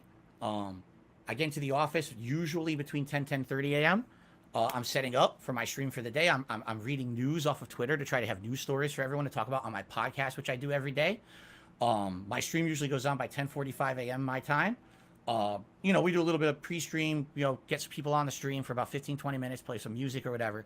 And then I do what I call the Level 1 podcast. This is about an hour to an hour and a half long show where it's just discussion. And it could be a wide variety of topics, whether it's my gaming schedule for the next week, whether it's special events coming up, getting feedback from my viewers on how you like the things I'm currently doing, news stories, all kinds of stuff. This is something I just started about a year to a year and a half ago that I didn't used to do. And I realized this is meaningful that I should be doing in my content. So I do the podcast. Usually the podcast ends around 12:30-ish Pacific time. Maybe take another few minutes break. Then we start with gameplay. So we'll do about a 3 to 4 hour gameplay stream. Games are, as we talked, are wide variety. And I have a set schedule I do every day. I'll post it up everywhere on my socials so people know what I'm doing. That gameplay will usually run about 3-4 hours. Then when that's done, I have to upload all that content. So, another half an hour roughly setting up uploads or whatever. And then usually I spend if my wife's home from work, I'll spend about an hour with my wife having dinner. running errands around the house. Again, depends on the day. Anything I could squeeze between streams. I'm right back on stream again around 6:30. I'm in the office again, and I'm streaming again for another 2 to 3 hour gameplay stream. The late night streams are more chill streams. What I say is the daytime streams are more. Let's say there's a major new game coming out. In a few weeks we got Resident Evil. Actually, next week Resident Evil 4 remake. That'll be my daytime streams. That's the one everyone wants to see. More people can watch usually on an earlier time zone or time frame. So I play that on the first stream. My late night streams are chill. You just want to relax with me. You don't care about rage. You don't care about a new game. You just want to relax with Phil. Come to my late night stream. That's like 6:45 p.m. every day, and that runs about 2-3 hours, and it's just chill gameplay. It's not about the gameplay. It's about me talking with my audience. And if there's gameplay, great. We'll advance with the game, but it's more just relaxing. And then when that's done, that stream probably runs till around 9:30 p.m. Then I got to upload. And then, of course, I'm closing down for the day, setting up streams for the next. I'm probably out of my office between 10 to 11 p.m. So all in all, we were talking work day-wise. My work day starts roughly around 9:30, 10 a.m. and ends around 10 to 11 p.m. Then after that, I maybe have an hour to spend with my wife and relax at night. Watch a movie, watch a TV show or whatever. And, and then chores around the house. It's time for bed and on to the next day. And that's 6 days a week. That's my life. 1 day a week I take off from streaming and content creation. And that day is essentially every possible thing you can think of that I need to cram into one day. Whether that's grocery shopping, doctor's appointments, running errands, everything you can think of. Oh, by the way, that's the one day I have off to spend some time with my wife, other than an hour here and an hour there. So if we're going to do something, we try to cram it in on that day. And that's my life. So let me ask you this. Just based off of what you're saying right now, that doesn't seem like the most healthy lifestyle. It doesn't seem like the most conducive, from a streaming perspective or a content perspective. Yes, you're producing a lot of content, but it doesn't seem like a very healthy lifestyle. Do you feel that your community and the people who donate to your streams are enabling that lifestyle? Do you feel that they are encouraging you to live that lifestyle that may not be the healthiest lifestyle? So you're saying through people showing up and supporting my streams, they're making me work more. Is that the question? Maybe you have a pressure that you're putting on yourself to do that because this is your only job. And then you're therefore working as much as you are because you are, working for the support that you have. So it's like cyclical. Like they come and then you're like, I need to be there. And then like now you need to be there and do it all day. And then if they're not there for you, then it's kind of like this mental addiction almost. I mean, I've been doing YouTube for about 3 years, and I know that it's a thing. Getting addicted to super chats, numbers, analytics, like the way that you spoke about analytics about 20 minutes ago, or no, 40 minutes, I don't know, earlier in the stream, you're clearly very much like watching it and attuned to it. So it's obviously on your mind. Right. I think the biggest thing is, we talk about mental health, right? Mental health, physical health, and how they're so tied together. And the one thing I didn't hear during there is a time to, whether work out or have time for yourself. Everything that you're doing right now seems to be from a streaming perspective, from a content perspective, right? Oh, hanging out with his wife. Right. Well, but an hour at the end of the day, chill. Right? And that's awesome. I'm just thinking once again, like it seems like you're in this never-ending, I don't know, for lack of a better metaphor, like a hamster wheel, where you get up and you start running, and then you finish up at the end of the day, and you finish up running, and then you get off, you go to sleep, and you wake up, and you do that 6 days a week. And I understand we all have our hamster wheels and our rotations and our schedules and the way we do things, but it just appears that just from the outside looking in that if you weren't making the money that you were making, you probably wouldn't live that lifestyle. Okay, fair enough. I've talked about this many times over the last several years with my viewers. They say, what would you change if you could improve anything about your life? What would you do? And the answer would be somehow to take financial pressure off of me so I could spend more time with my wife. We've been married since 2019. We never went on a honeymoon. We haven't been on a trip. since we got married. Can't afford it, and I'm sure stuff will come up. I went through a bankruptcy because of really bad choices in my past and a combination of online trolling ruining a lot of my financial income with my business. And a combination in tandem of that ruined a lot of stuff for me. Since the bankruptcy went through, I have not been able to fully recover because of it's always something else, and I'm tired of it. I really am. I'm looking, where's the light at the end of the tunnel? So I can have an extra day off with my wife once a week, which I think I deserve and she deserves. But every time, and again, I want to make something very clear here. I am not trying to put myself out as a victim, all right? The reason that a lot of the things that have happened to me over the years is because of me. I know that. I'm a flawed human. I'm sorry for some of the horrible things I've said and done over the years. I've publicly apologized. That's why a lot of people hate me. But every time that it looks like things are getting better, these people will do something horrible to me or my family that ruins financially things for me. This has happened several times over the last few years. It was 2 years ago, all right? There was a light at the end of the tunnel. I was still on Twitch. This wasn't when I was full-time YouTube streamer. I was a Twitch streamer. I've been streaming on Twitch for 4.5 years. I built up my viewership and my subs on Twitch were at like 900 subs a month. Things were going good. I said publicly to my audience, guys, this is great. The bankruptcy went through last year. That's not great, but that took a lot of financial burden off of me. If things keep going how they're going, I see a light. I'll be able to improve my business. I'll be able to maybe take time off, spend time with my wife, reduce the amount I stream. This will be outstanding. What happened? My trolls took the King of Hate mantra, which we just discussed earlier, and they got me kicked out of the Twitch Partner Program because of it. Now, I've been with the Twitch Partner Program for 4.5 years. Twitch had no issue with me. Twitch, knowing who I was in my past and the kind of content that I put out and everything, willingly took me under their partner program. They signed me up for promotional opportunities. They had me promoting different things on their streams and stuff. And then they actually campaigned to get me kicked off of Twitch, and they did. So I'm not kicked off of Twitch, but I can't make money on Twitch anymore. What did they do? What do you feel that they did to you to get you removed off Twitch specifically? They organized a campaign. They did it, and the thing is, these people are so everything they do, they try to do publicly, so that way they can get a laugh out of it or at least get credit for it. So there was an organized movement against me where what they were going to do was say that 2021 Phil, because that's the year this happened, is the same as 2009, 2010 Phil.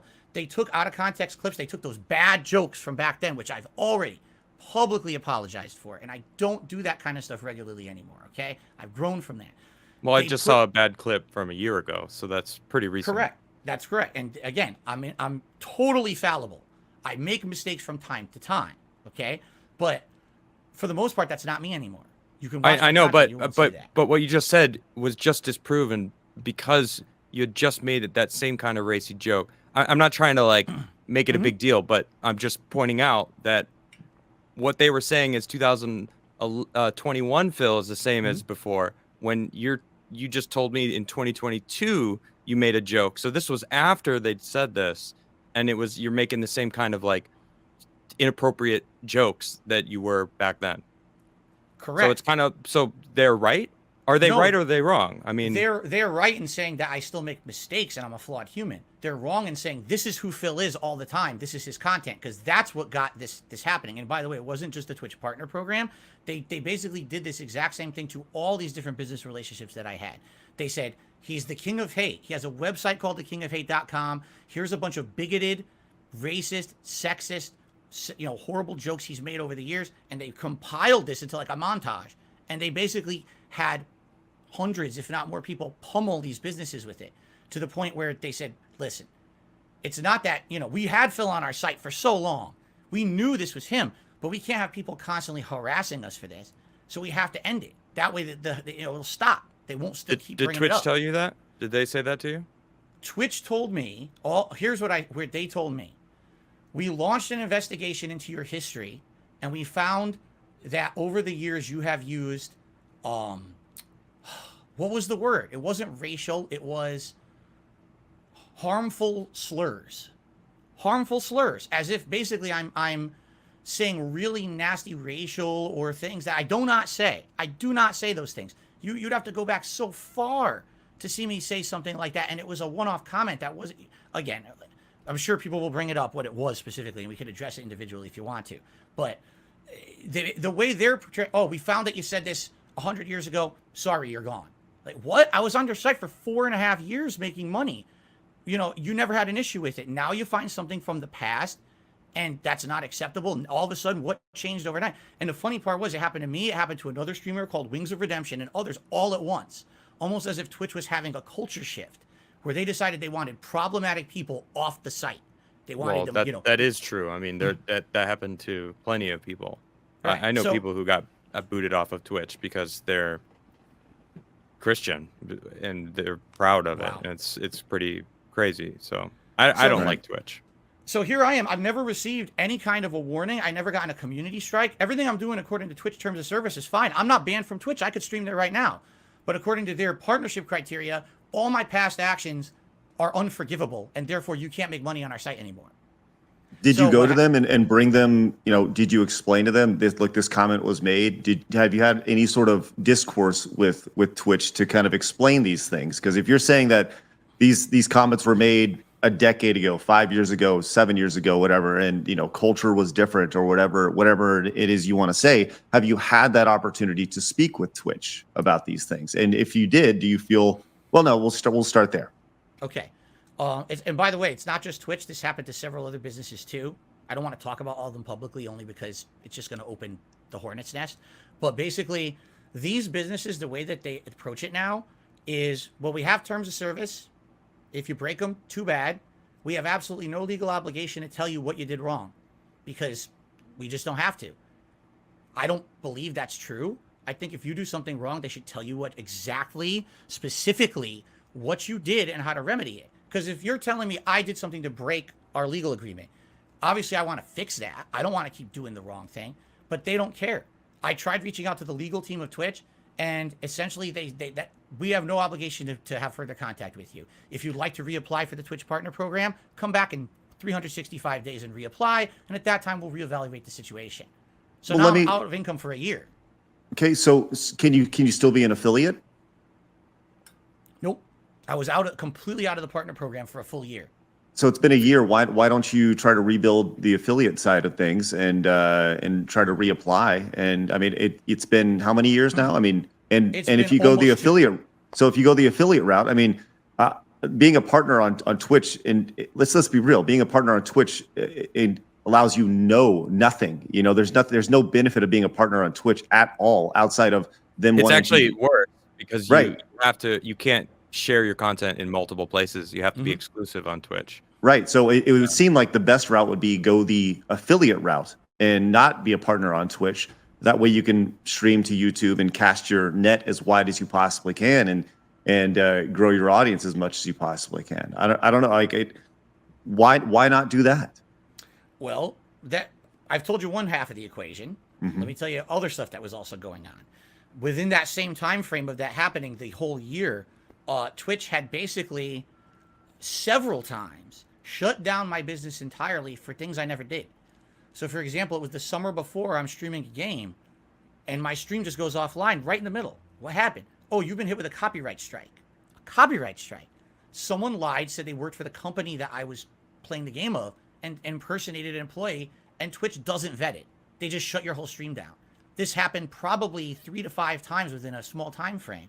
And I'm like, wow, like, I hope it goes away. Eventually it did, but they left me with basically no avenue to really fix this issue besides going to their support and saying, you know, what are you doing? Do you actually have confirmation this is real or not? Then at the same time, okay, that I got kicked out of the Twitch Partner Program, I decided I'm going to, just what you just said, Craig, I didn't just quit Twitch that day. I stuck around for about a month after that. I said, you know what? I can't get super chats. I can't get paid subs right now. I'm going to roll with it anyway. Let's see what happens. Can I make a living? I had a Patreon. People were sending me tips, you know, direct donations, as you call them. Maybe I could still make a living doing that. And you know what? More power to it, because if I can, now who cares if I'm not in the partner program? What are they going to get me kicked out of, right? As I'm streaming, I get shut down again. What? Oh, you said a racist term. No, I didn't. And then I repeal it. Oh, What did you're they say back. you said? What did they say that you said? I believe it was the N-word, but I don't know because they don't say that in the log that they submit. They just say, "Oh, you were caught saying a racist term." Did And you if say go the back- N-word? Oh no, I was playing Returnal, and when I was playing it, I was in the middle of saying something, and then like an enemy attacked me, and it was like a jumble of words that just happened to maybe sound like that. If you were not listening in context, you might say, "Oh my God, I heard it out of context. It sounds like he said it," but it was. It was actually like me getting tongue twisted. You know, everyone, and it could happen to anyone. And then they mass submitted, my trolls mass submit that to Twitch. Oh, he said the N-word. So now I get kicked off of Twitch temporarily. My whole stream gets shut down. It took about a day. I got brought back, but it's like, at one point, when am I going to realize this business is not being professional? They're going to kick me out of their partner program for stuff I did 10 years ago, not give me any recourse to appeal it or stick up for myself. We don't have to do that legally. So, you know, oh, so now I'm out money that I was making for a living. Now you can shut down my stream at any time for something I didn't even do. And then I have to go out of my way to correct your mistake because you're an unprofessional business. I mean, and I was there for almost 5 years building a community. I had so many people who loved me being on Twitch, and I lost a lot of viewership and a lot of income moving from Twitch and coming over, becoming a full-time streamer on YouTube. YouTube is not as profitable to stream, man. There's no real discoverability over here. It's very hard to get noticed on YouTube. I lost a ton. But Why there's do no you- why do you wanna discoverability on do it Twitch then? either. Yeah, Why do you want I- to even be a streamer anymore? Like, what is your reasoning? I like streaming. I understand. I love being on stage. I'm a musician as well. There's something about having an audience that I really love, and I love having an audience. They're the reason that I'm successful. And it's like, if you're struggling, if you're facing this, like, wouldn't it be better for your well-being and like your relationship with your wife and your family to just stop doing this for a little while, get a normal job, and just kind of take a breather? A lot of people have said that to me. My mother said that to me when I got married. She's like, look how things are going, on the internet. Everyone's crapping on you. And, don't you think that maybe long term things should change? And at that point, and that was around 2019, before the bankruptcy and all of that, I kind of agreed with her. I was like, yeah, look at this. I'm trying my best. I'm trying to improve and be better. And it's like, people don't care. People just want to crap on me no matter what I do. And my mom said something really important to me. She said, you're not beholden to anyone but yourself and God. Like, as long as you're okay with who you are in the morning and that you feel that you're okay with God. And my mom's religious. I'm not, okay? But when she said that to me, it was like, she's right. Why do I have to answer to an angry mob of people every day? Why can't I just live my life like everyone else on this planet, right? But, and of course, there's always a but, a lot of things changed between 2019 and now. I love what I do now. At one point, I will openly say this, I hated what I did for a living. Around 2016, a lot of things were going really bad for me. YouTube had really started to just totally hate me. I was getting, all kinds of horrible things were happening to me behind the scenes. My personal life was falling apart as well. This is before I met my wife, by the way. And I didn't know what to do. I felt like I was trapped. I was like, I have so much debt in my name.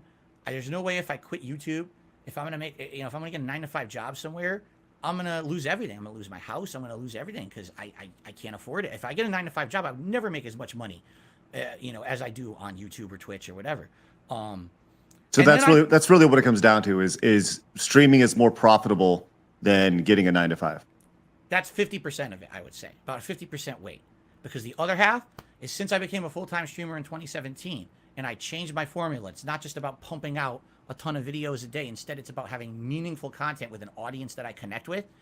This now, I would say, for 2017 till today, has been the absolute best time of my life, professionally and personally, because I met my wife and I have a great personal life. As little time as I get to spend with her, it's the best experience I've ever had in my life. It was a life-changing experience meeting my wife. And then becoming an interactive streamer and leaving that past behind. I have to fill dead air constantly with a stupid, risque joke and dumb commentary, and growing up and maturing. I'm 40 years old. I'm not some teenager or 20-year-old being an idiot on the internet. My audience today is not the same audience I had 15 years ago. Now, if you look at as Adam says, I'm Mr. Analytics, right?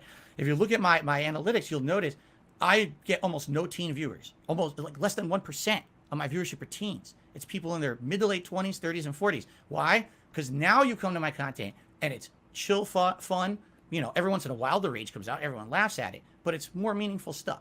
I love that connection I have with my fans. I really feel like my fans are in some ways, and not that I'm going to that level of personal connection, but they're kind of like my friends. They're really good acquaintances who I know, and we can chat and we can dick around every stream and have meaningful talk. I learn stuff from my audience. And now I look back at my past, like, what a dummy I was. I had this amazing experience I could have been having for years and years, and instead I sat there making dumb jokes instead of actually making meaningful content. So I love my job now.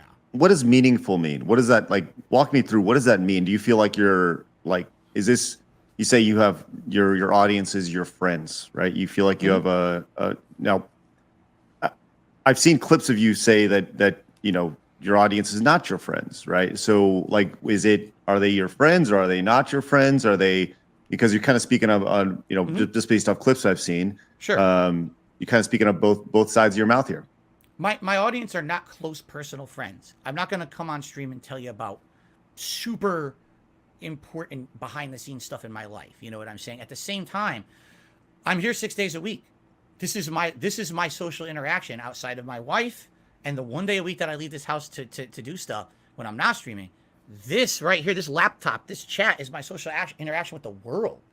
So that is me being friendly with people. That's, you know, as if you were, you know, you go to your place of work. Hi, how you doing? Your coworkers, right? You walk in, you hang out with them or whatever. It's kind of what it kind of feels like, a camaraderie with regulars. And, you know, there's people who come in and out all the time, and that's the nature of the beast. But I really do feel like today it's more meaningful what I do. There's, again, back in the day, people would say, Phil, I loved your content because I got a laugh today watching you rage. Today it's like, Phil, let me tell you something. Something horrible happened in my life.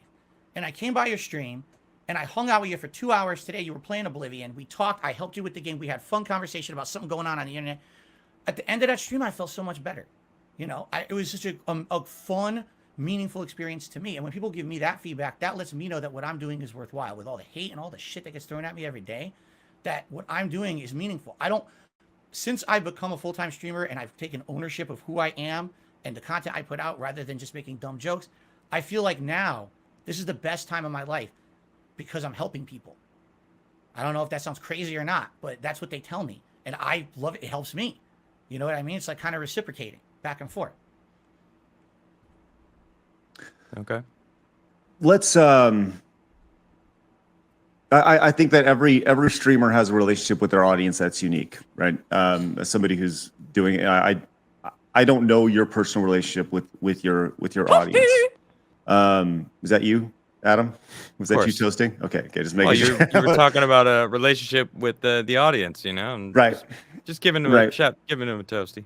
Okay, just making sure. So, but it seems like your relationship is a little different when it comes to, you know, you're very open that you are funded by your audience, right? You've said many times that you know, you don't want sponsors, but you started talking today about how no sponsors will touch you, right? Because of for a number of different reasons, for your reputation, right?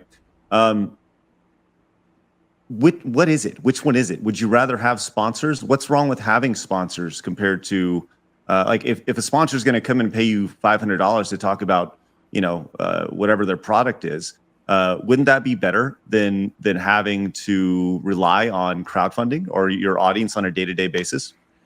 Oh, you know, it's a double-edged sword. It really is, because I could say right now, if I had a bunch of sponsors on my stream, absolutely would things financially be better? Would the pressure be taken off of me to earn on a stream? Yes, absolutely it would. But at the same time, and again, this is something that people will bring up that feels stubborn. You know, I agree. I have always in the 15 years that I've made content, always been critical of people who shill. And there's a difference between, oh, I have a sponsor today and I shill. There is. I know that. You know, you can watch people out there who they put out a 30-minute video and 2 minutes of the video is a plug. I think that's acceptable, right? But then there's people who, like, they try every opportunity to monetize everything they possibly could. Every aspect of what they do is a monetization. I've seen in my React content last year, I watched someone who apparently is supposed to be doing a heartfelt message to about something going on. They're crying on stream, and on top of the stream, there's ads running. Like, you can't turn that off for 5 seconds to do your heartfelt message to your audience, right? For me, But hold on, Phil, because there are times where you say, look, hey, I really need, I'm in a really tough spot now. I got this coming up, and on the same screen you have a tip tracker. It's the same type of thing. Like you're tracking your revenue on the stream, and I don't have any problem with that. That's done by millions of streamers, but it's the idea of saying like, hey, I'm in a really tough spot right now. I really need you guys to help me out. And in your words, I'm going to be eating, lunch meat sandwiches, right? Like, what's wrong with lunch meat sandwiches sometimes? there's nothing wrong with lunch meat sandwiches. I eat them a lot. They're delicious. No, I see what you're saying. For the tip tracker, that's really there for rewarding my audience. And I know that sounds weird. I would prefer not to track tips, because if I didn't have to track tips, I wouldn't have to count all stream. I could just kind of focus on what I'm doing with my audience. But there's incentives, there's rewards that they like. They like silly things I do on stream. They've come up with ideas, not me. They come up with the idea that if I raise a certain amount on a stream, I put on a stupid hat or a vest. They donate hats and vests for me to wear on a stream to look like an idiot, and I'm okay looking like an idiot for them. I don't care. What do I'm self-deprecating. Who gives a crap? They're supporting me. It's a way to give back. No, I hear what you're saying. The difference is, all right, there's a tracker on the screen. Okay, big deal. I'm not going to sit there and talk about it constantly. If you watch a 4-hour stream I put out, yes, every once in a while, hey guys, it'd be great we can get some more support on the stream or whatever today. And then we move on, right? And I'll hit it upon it a few times during the stream. Some people say I hit upon it way too much. And I understand that. Everyone has different perspective on that. I agree that sometimes I do it too much. I'm trying to get better at that. But there's a difference between that and you could tell that a stream is being done because someone is enjoying themselves and having a passion, or someone turned on a stream today to make money. You know what I mean? There's people out there that I feel like the only reason that they're in it is there's no passion. They don't love what they're doing. It's because they saw dollar signs and they want to monetize as much as Sounds they can. like projecting right now. Yeah, but Phil, you just said a few minutes ago, and I mean this with all sincerity, man. You said just a few minutes ago, the reason why you still do this is because you can make more money than a 9-to-5 job, right? And half it's of it, right? Mm-hmm. right. So like that's a pretty big half, and I don't know, man. It doesn't seem. It seems like when you're asking your audience for money consistently. Look, Adam and I have both worked with people who like the worst thing you can do is look at your audience as a dollar, right? And yes, and this is something that I don't have a whole lot of. I've left companies over this, right? And this is something that I don't agree with. But I would say that when money comes in and you reach a goal, let's say you reach a goal and you put on your vest or whatever, how are you taking that money and are you reinvesting it into your content? Are you reinvesting it into cameras? Are you doing special streams outside of just your day-to-day gameplay stuff? What value are you adding by people? I mean, I get you have to pay bills. I get it, right? What value are you adding to your audience's experience to further that meaningful relationship that you're offering? Yeah, we've had big goals. Like for example, if we hit a monthly members goal on YouTube, if we hit a sub goal on Twitch, now instead of just doing our normal routine gameplay, I do an interactive event with the viewers where we'll talk for a series of weeks. What do you guys want to see? Do you want to see a big React event? Do you want to see a special party atmosphere? We just did one a couple of weeks ago. It was a Super Bowl event. I'd never. What is a React event? What does that mean? Is it just you watching stuff or? Well, React would be, for example, let's say there's a documentary, a long form documentary out there that people really want to see me react to.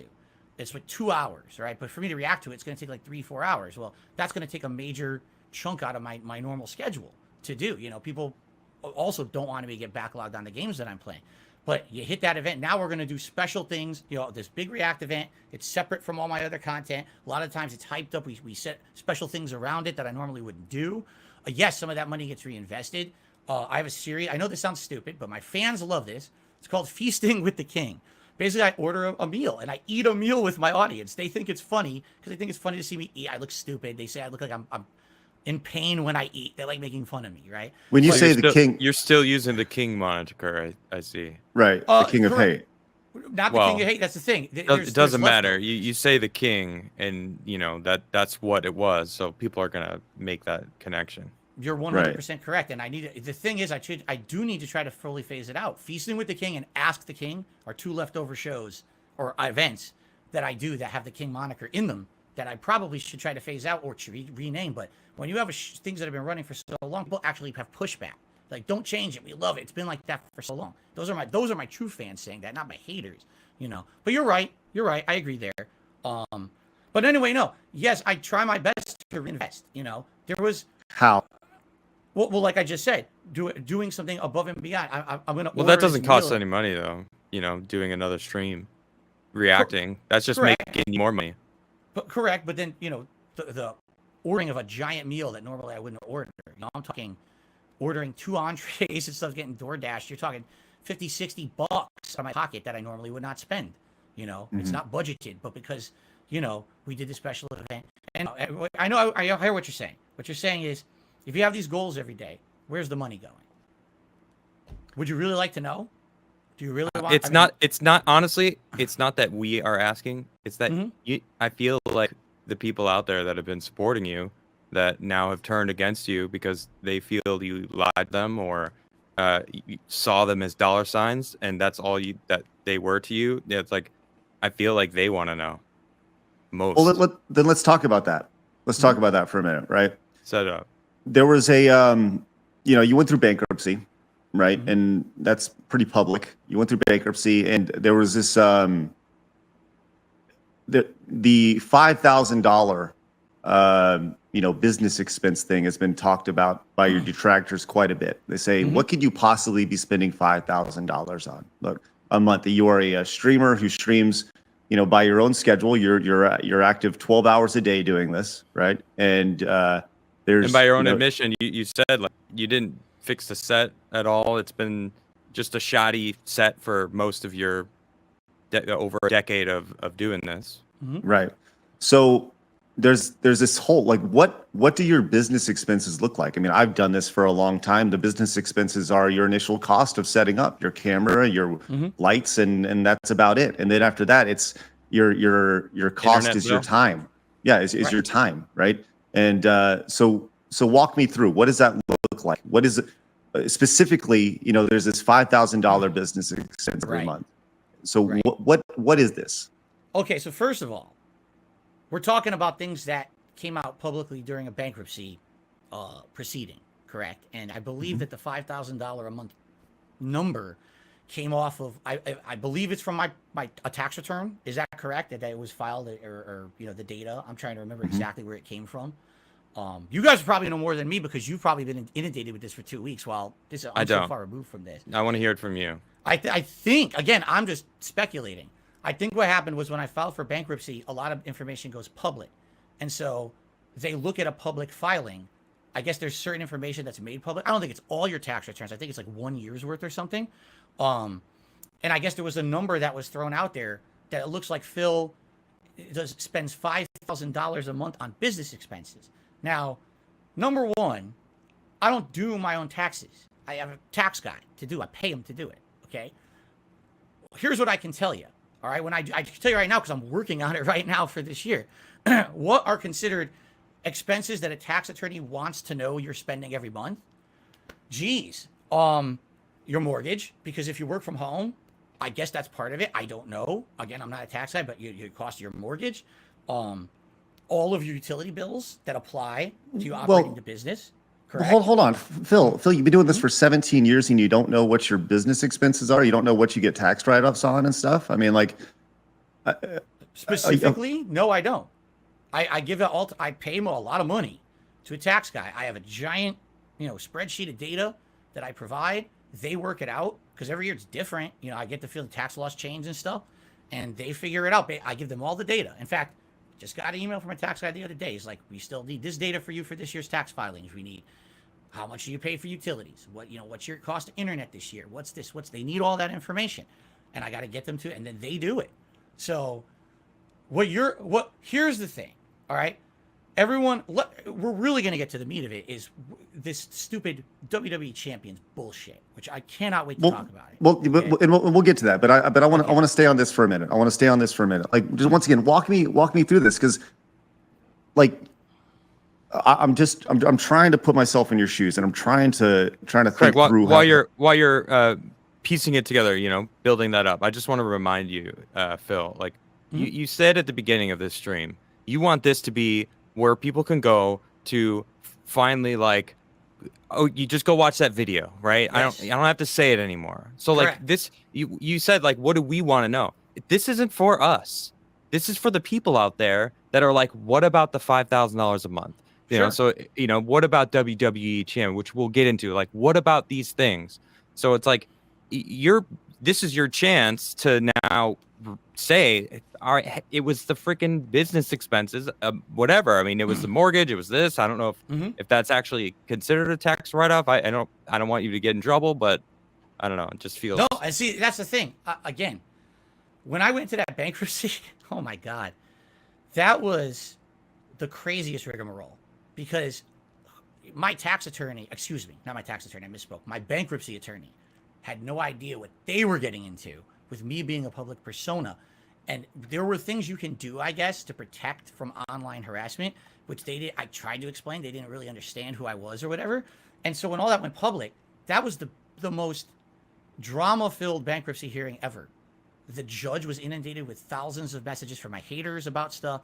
But anyway, let me answer the question first, and then we can get to anything you want to talk about there. I would assume that the expenses are including everything that I do. Okay, that's related to the business, and that could include mortgage, any insurance that I'm paying that relates to the business, health insurance and or medical costs, legal costs, and that what I'm talking about is my tax attorney, but also other attorney and things that I've been involved in over the years, which maybe we will get into that today, or maybe we won't. I really can't talk too much about certain things. We'll get to that, about identity theft and stuff. I know it's the first time I ever mentioned that, you guys. So, among other things, all the normal things in a month. Like I said, utilities and all of that. It adds it up. Here it is. Here's my tax return. All of a sudden, I'm being accused that was a lie or something.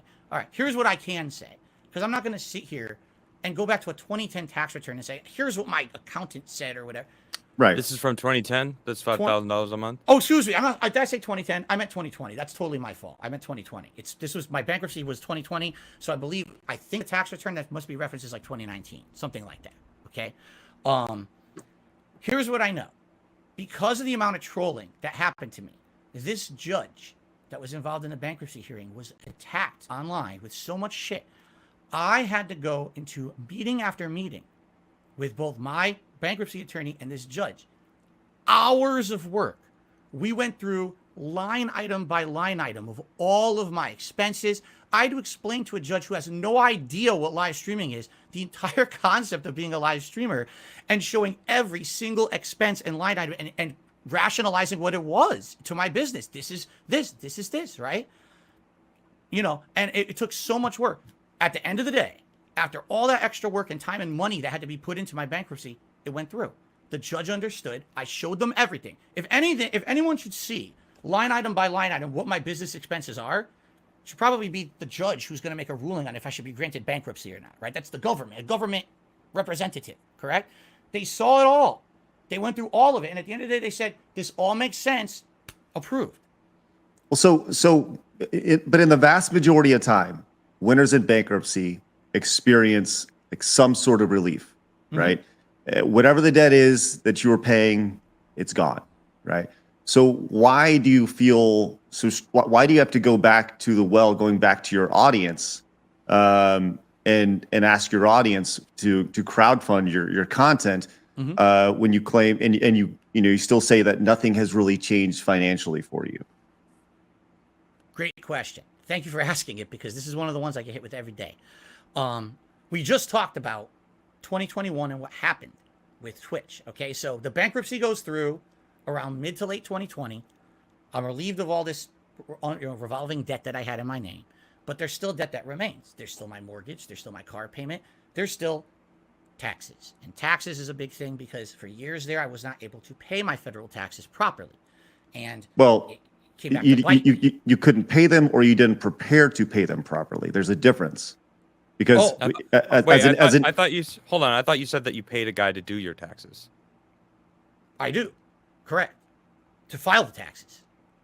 Because I think the one thing that people need to understand is that you are acting as an independent contractor with YouTube and Twitch and whoever, right? So when you're paid, when somebody gives you $1 super chat, YouTube takes 30% of that, right? And so you get 70%. That 70% then needs to be taxed by Uncle Sam. Uncle Sam comes in and they take however much of that. So you know, by the end of it, you could be getting anywhere between 50 cents of that or 35 cents of that, depending on what your revenue is for the year, you know, and you're the tax brackets you're in.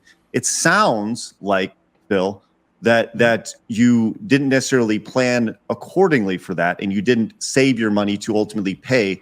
And if you have a tax person to do this, a CPA, which is for any online creator, that's like the number one expense is having a CPA to do your taxes. That's the number one thing, because going through and, you know, that's extremely important. But your tax, like, has your tax person ever came to you and said, hey, you should probably prepay your taxes. You should be paying quarterly instead of having one big lump sum at the end of the year? Because seems really irresponsible for somebody who works online and has done so for 17 years to have a tax person who hasn't suggested that and haven't had you prepaid. Do not, please. That my tax guy is great. You know, okay. He you know, I have an estimate of what I should be paying, not even quarterly, monthly. Like, basically, can I make this monthly payment? And some months I can easily make it no problem, and other months I can't. I have to pay less, depending on the income that I made that month. But that income is based off of your tax for that month is based, and your quarter and your year is based off of the revenue that you're making that month. So if you make $10,000 that month, then you're going to be, you know, then you prepay whatever, $2,000 in taxes, however much it is, right? So the money is already in your account. So why would you have trouble spending? Why would you have trouble with that? I'm really having a hard time following this, because if you have the money, it's either being spent before it's time to pay taxes, or I don't know. I don't know. Please walk me through it. Whew, okay. So I have two revenue streams. One revenue stream is very much daily income that I get from my viewers, meaning like tips, let's say. Okay, that's pretty much tips on a stream. The other revenue stream is the other income that I get from YouTube. That's ad revenue, super chats, memberships, and all of that. Okay. Daily I get tips, and that essentially is the money that I'm using day to day to pay some bills, go grocery shopping, you know, buy a new game for the stream coming up, all that kind of stuff. The YouTube money that comes in behind the scenes is what I use to do all my ongoing recurring payments, my mortgage, my car, you know, health insurance payment or whatever. Here's what's happened, okay? The bankruptcy happens. Great. End of 2020, things are looking up. I'm actually getting more popular on Twitch. I'm starting to make good money. I announced to my audience in early 2021, hey guys, guess what? There's a light at the end of the tunnel. You guys are supporting me so much. The bankruptcy went through. It's looking like if you keep this going this year, not only for the first year in many years, because now the bankruptcy's over with, now I can pay all my taxes properly for the first time in a long time. Because, you know, my problem is we have that much debt and everything. You can't, you know, I couldn't do it. It was my fault. I was in financial ruin. All right, 2021, things are looking up. And then what happens? They get me kicked out of the Twitch partner program. They shut down other revenue streams for me that I can't really talk about. Later on that year, identity theft, which we might or might not get to today. I don't know if we'll talk about that. That's a huge one. Identity you clearly theft, want to talk about it. And we'll get there. We'll get there. Yeah. It cost me so much money to fix the identity theft thing. So now I went from I'm good to, I immediately have lost a revenue stream from Twitch. I have to go to YouTube. I'm making way less money on YouTube now than I was on Twitch. All that money that was going to make everything even, I'm good to go now, is gone again. I'm way reduced income again. So you're right. Because it just now, nothing else adjusted. My mortgage still exists. My car still exists. All those regular expenses still exist. And now I'm making way less. So this is a running pattern, and I hate this shit. Every time in life I feel like I'm getting ahead, something happens and screws me over. I'm serious. It's like a comedy of errors. It's but once again, Phil, then why not remove all that shit and just do something different? I'm not telling you what to do, but like if there's if you keep running if you keep running into a wall, eventually you need to take a different direction, right? And like I love that you love what you're doing right now, but if you're still struggling with this so immensely, at a certain point, don't you need to like self-reflect and say like, look, man, I'm running into this wall fucking 5 times. I should probably not be doing this or change my approach to it. Mm-hmm. I hear you. And like I said, I had that conversation with my mom in 2019 about changing it and, you know, not be beholden to people, do something different with my life. I mean, yeah, let's be honest. A major factor is money. Have to be honest here, right? That's what this is about. I'm going to be transparent. Major factor. I mean, it sounds like it is the factor. I mean, it sounds like you're just spending the money as it coming in instead of saving and preparing for the next month where it might not be as profitable, so that you could be like, I'm saving. Maybe I'm not going to buy that new game. Maybe even though it's probably a write-off because you're doing it for a business, doesn't matter. Right. You know, it seems like you just gotta start saving money. Maybe be a little smarter for the future. I mean, I'm not trying to like lecture you No, on you're money, right. but You it are seems right. like you need it. So Yeah, I need what I need. And I said this before. I'll just say that Sure, Phil. I need like a year, and here's what I mean by that. I need 1 year to make content and not have my trolls fuck with my income. it's never gonna happen. I agree Never. with you. I now agree with you. I know that now. But that's what's happened is every time something happens that screws my income again. Well, wait, here we go. I worked my ass off. I changed who I am. I'm a different kind of content creator. All the things that they had issue with me. This is why they do it to me right there. We don't like Phil for this. Okay, I'll change all of that. Nope, still do it anyway. Ruin his income. So why no. change? Why change? What's the point? It's not doing anything. Why wouldn't you just stay the person that you were and that you are or whatever, instead of like trying to like adhere to people on the internet? Because the people on the internet are gonna hate. The haters are gonna hate. Like, who fucking cares? So what's the point? You're doing it for nothing. I agree. I understand what you're saying. At the same time, I feel like that a lot of the changes have been very productive. I like I said, now I love what I do for a living. I didn't before. I do now. I actually genuinely want to be here every day with my audience. It's fun. I wake up in the morning energized, ready to go. I used to wake up in the morning like, oh, I gotta go play games and film again. That was a horrible mentality. Who wants, I treated it like any other job. Now I love it for the last 4 or 5 years. But I hear you. But yeah, if I were to quit YouTube, let's say right now, cold turkey, I quit YouTube. I can't find a job out there that's going to pay what I'm doing now. In addition to that, there's always the factor that I've been out of the job market for a decade. Who's going to hire a 40-year-old guy that hasn't done anything besides, operate an online streaming business for 10 years? Nobody with that attitude, though. So it seems like you're already defeated, not even worth trying. So you're putting yourself in this hamster wheel that Craig was mentioning earlier. It's just like there's no option. This is it. So I have to grind. I have to do this. And like that sounds miserable to me. Even though you say you're having fun, it seems like you're just trying to convince yourself that instead of actually it might be true. It might be true, but these two things could be true also. I'm just pointing that out, what I'm seeing. And I just like to kind of continue on with that, right? The idea of like, do you have a business plan? Do you have what it looks like what your business looks like in a month from now? Do you have a business plan for a year from now? You have a tax guy who runs your numbers, but are you saving money? Because it doesn't sound like you are, because just based off what you're saying, and it very much sounds like you're going to be doing this when you're 60, right? And if you want to be doing it when you're 60, that's fine, but this doesn't seem very forward thinking. When you seem like you're living day to day as opposed to thinking about long term. And dude, you're 40 years old, and at a certain point, you got to look at things and say like, well, do I want to be doing that? Like, will I ever have enough money to retire? Will I ever have enough money to not do this? So walk me through that. Walk us through that. The idea of like, and it's okay to say you don't have a business plan. It's okay. It's like, we're putting it all on the table here, Phil. And if you don't, that's fine. Just kind of walk me through it, man. Currently, do I have a business plan? No. Have I had business plans in the past? Yes. And every single one of them has been destroyed by my income being ruined over and over. To have a plan, a long-term plan, you have to know at least what the stability is going to be today and depend on a little bit of that stability. And it sucks. Like Adam said, YouTube Twitch, any kind of online content creation is a constantly fluctuating thing. Tomorrow, everything could be turned off for all of us. We can't even stream, right? It could be a new law that says we can't do it anymore. In which case, then I guess I am boned, and I got to go out there and get an offline job, right? But how can I lay out a business plan when every month is different, when it looks like there's consistency to my life? Oh, here's what I'm making every month. That's exactly what was happening in 2021.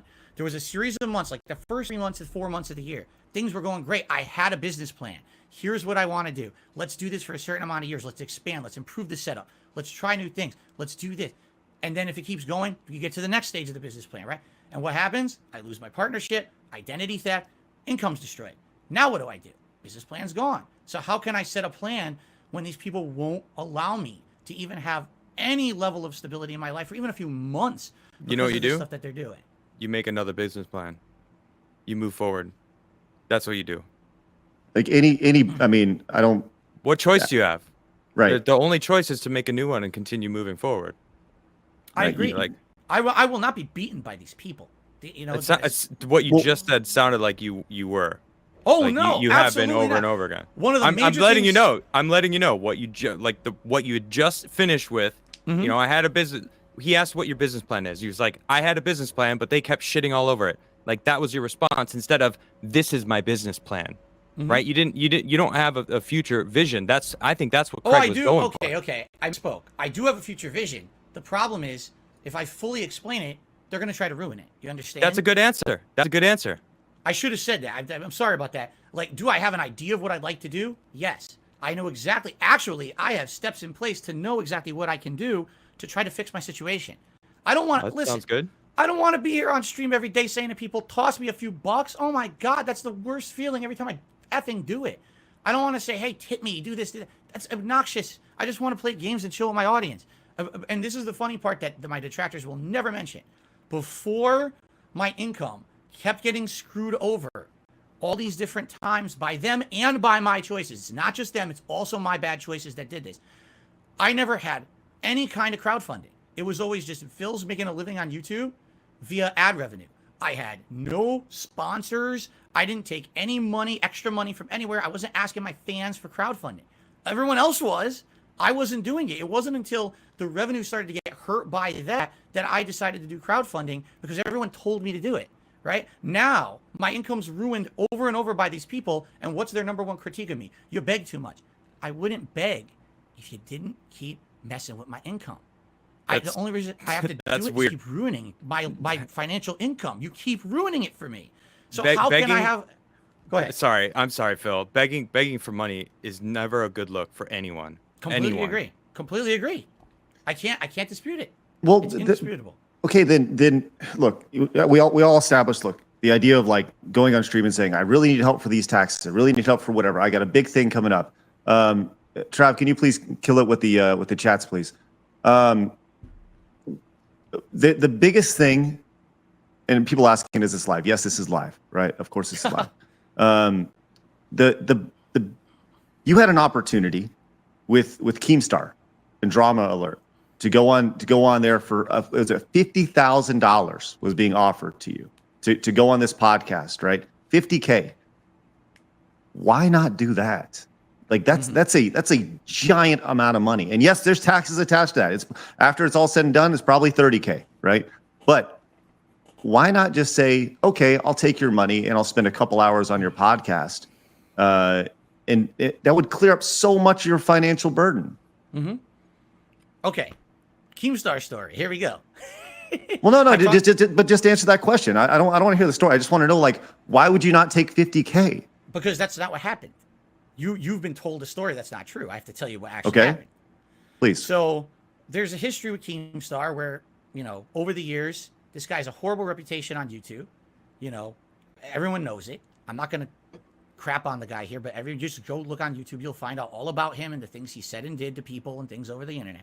I've had a little bit of history with him, little bit, but not a lot, and basically he had been pretty nasty to me a few times, tweets and things like that. What it is people will ask me something on a stream. What do you think of Keemstar? And I'll be like, it's not just Keemstar. It's a lot of guys. I don't like these drama YouTubers. I call them misery brokers. Okay. Mm-hmm. What they do is if you have a bad day, they're having a good one because you had a bad day. What kind of content is that? To me, I feel that's the worst kind of content. You're benefiting from someone else's personal drama and misery. Keemstar's definitely one of those people in my eyes. You can disagree. That's okay. That's what I think of the guy, okay? So I said this one day, casually. He starts insulting me and everything on the internet. So we have a little bit of bad blood there, okay?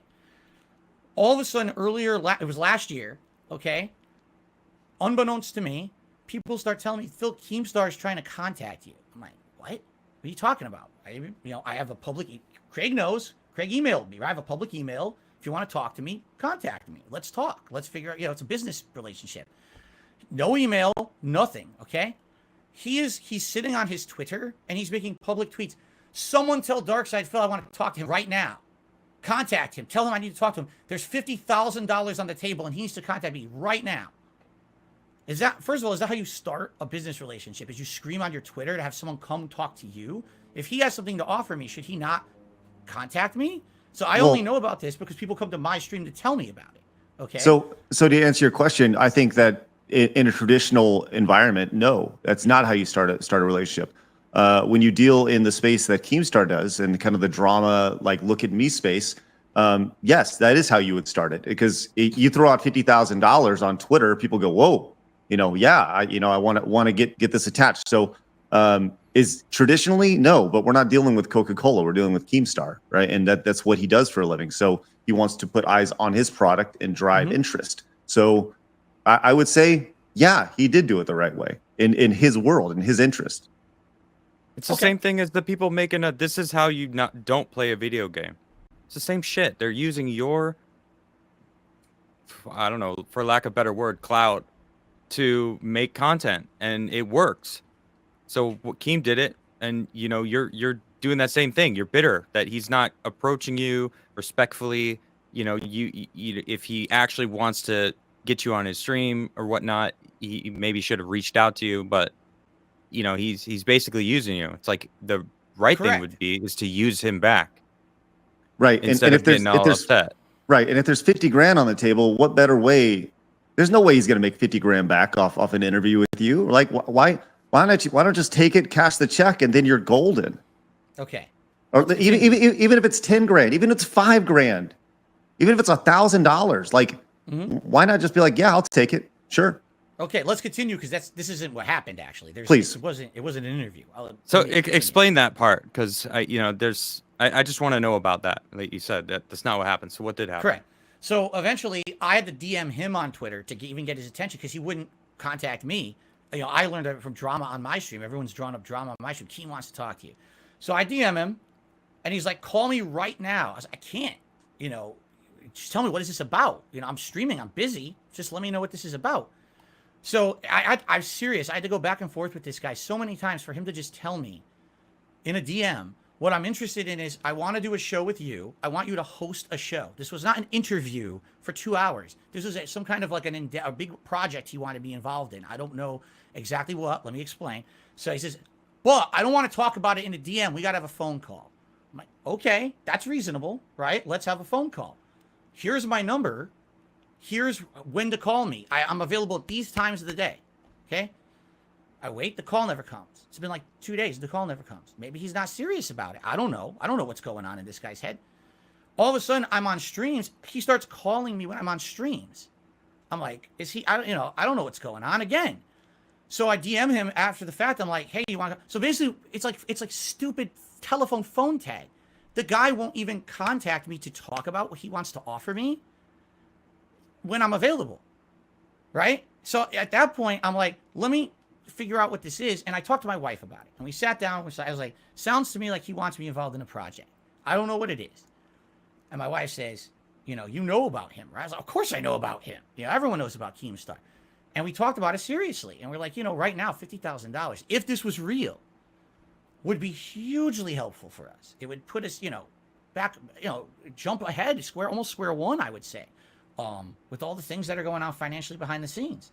And, when at the end of the day, you got to do what's best for you. You got to do what's best for the business. You got to do what's best for everything. Everyone's good interest. And if this were someone who I felt had like my best interest in mind, or possibly was not had the history that he has, I probably would have done it, you know. But this is a guy who has a history of online. He gets you involved in something, and then everything he does is for his own personal gain, and it doesn't matter how much he hurts you, as long as he's still benefiting from it. Okay. There was no offer to me of being on an interview for $50,000. That's a lie. Right? So what? Okay, and I'm just for if it sounds like there's miscommunication here. Yes. Right. If we were to get Keemstar on the show right now and kind of walk through this, because I'm very intrigued by this, right? I want to know more about this project. Would you be open to that? Absolutely not. Not after all the stuff that happened after that. Okay, so you would not be open to talking to him right now? I'm never going to do business with Keemstar. Not after the things I now know about him and the other things that he said and done. Absolutely not. Okay. Then I'll delete my tweet that I was about to send asking Keemstar to come on the show. I didn't send a tweet out, just so you know. I was going to. Here's the thing. Here's the thing. You could say it's a difference between short-term gain and long view, right? I feel like having any association with that guy in the long term is just going to hurt rather than help. I feel like it's going to be even more trolls, more toxicity towards me than I already have, because I've seen documentaries on this guy. It's factual evidence that he creates. I don't want to worry about. I don't want to talk about Keemstar. But I want to say you should use that mentality towards money. It seems like, you're holding him on that, but instead in your own world, I'm just saying it's just going to help you out. I feel weird because it feels like I'm like lecturing you, but I'm just like, I'm the type of person. My friends called me an honest asshole, and I'm cool with it. Like, I don't mind. I'm blunt. I'm freaking vicious sometimes, and it just seems, you're being really raw here, and honestly, props to that. So yeah, major props for sure. this is who I am. So I just feels like. No, I'm taking no offense from anything, and I appreciate all of the input. I really do. Having conversations like this can only help. Well, so how do you square the idea of not taking Keemstar's money, but taking it from your audience, who you may not know? Maybe they're slinging crack. Maybe your audience, you don't know where that money's coming from, right? They may be getting it morally in a way that you may not agree with morally. How do you square yourself with that? Maybe that I think everybody. If you have a sizable audience online, you deal with people who are favorable people, and you also have some unfavorable people in your audience, right? And they may get money from other ways. So how do you square that in your brain with Keemstar versus unknown money? I don't equate the two. Like, Keemstar money is, I'm taking money for a direct project that apparently is going to be a long-term business relationship with this guy. I'm associating myself with a guy who I don't respect, don't like the content he puts on the internet, versus people who watch me, like who I am, like what I stand for, want to support that effort to keep it going. My crowdfunders are the people who allow me to do this for a living 15 years later. I'm a small-time guy, but I can still make a living doing it while others of my size can't, because of the amount of support that I get, and I appreciate that so much. They know that. I tell them every day, thank you so much for allowing me to keep doing what I feel is meaningful for you guys, and what you tell me is meaningful every day. But here's the thing, and this is an interesting point. As someone who's crowdfunded, mostly, it's mostly income coming in from streams, ad revenue from people watching ads, all of that. This is a question for you guys too, I guess. This is interesting. Sure. Can you be held accountable for your viewership? Correct? Like, for example, right now, the G2s. Mm-hmm. I would hope that they're all upstanding individuals, right? You always want that, but you don't know what they're all doing, right? Sure. Do you micromanage your G2s and say, well, there's someone who's nice on my stream and they come by every day, and I just found out, I went to their Twitter to find out that they're a horrible person. They say racist things on their Twitter all the time. If someone came to you and said that, would you say, oh, I got to ban them from my community now because they say things on their own personal Twitter? No, that's censorship. Yeah, that's censorship, and I don't agree with that either. But I do think that it starts and stops with expectations, right? Your expectations, and it starts with leadership, right? Whether you like it or not, I think that you are the leader of your community. You are the people that everyone looks to on how somebody should act, how somebody should interact with other people in your chat. How you are the flag bearer of how what the community should be like, right? So I think ultimately your community emulates the host. And that being said, I do say I absolutely understand not wanting to go into business with someone that you don't respect. Yes. I personally know many different people that are very successful that I don't respect, and I'm like, couldn't be happier not working with them. Right? Exactly. I mean, the That is exactly real my ones know. mentality there with KEEM. Yeah, I mean, I Absolutely. get that.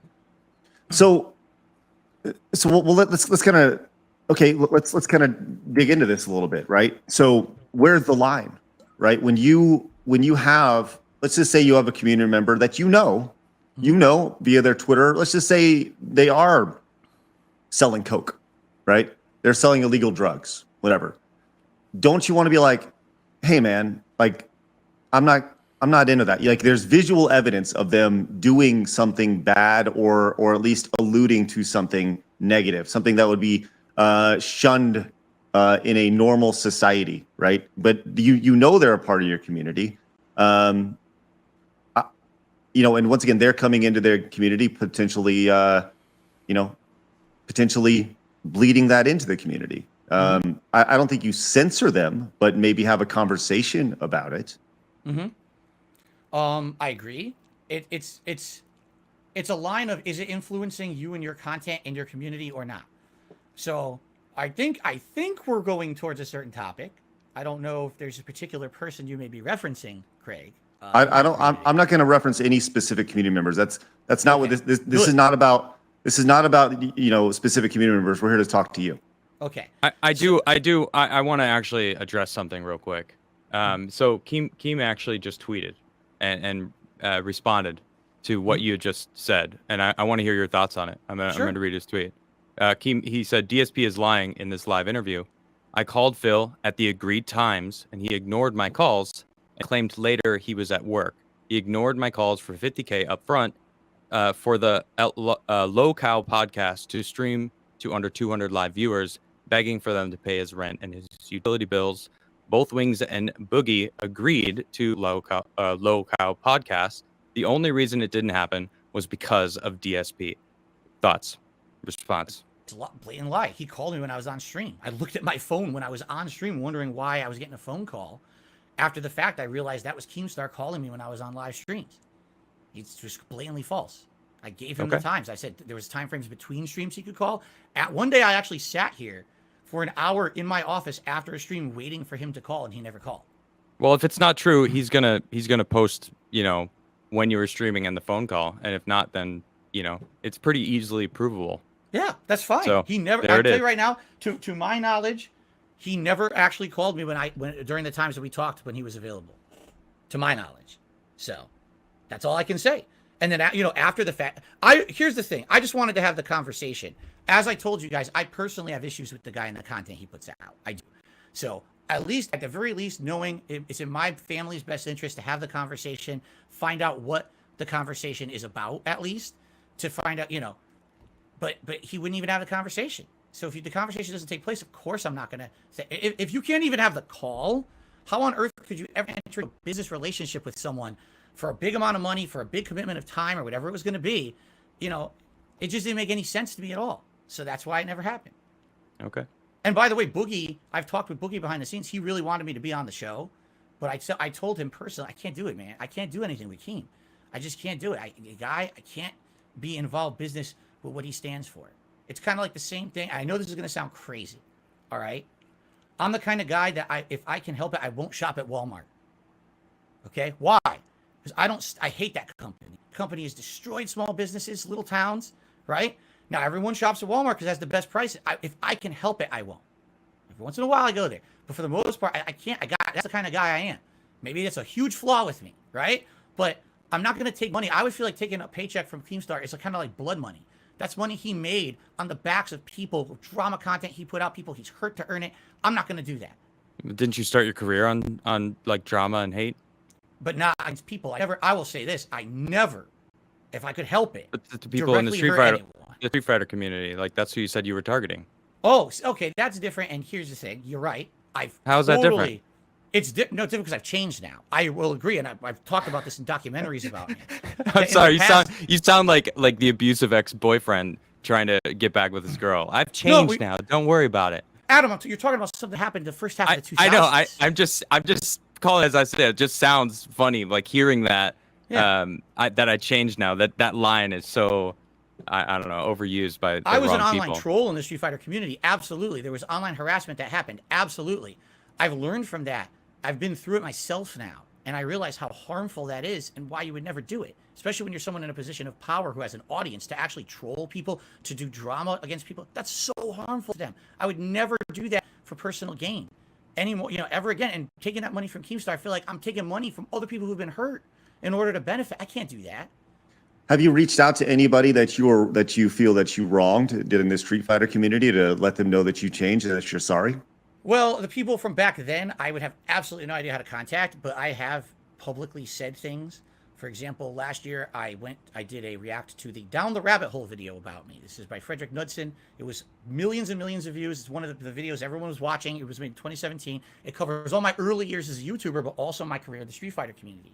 And I admitted publicly to how bad I was back then, what an awful person I was, just to get over in the Street Fighter community.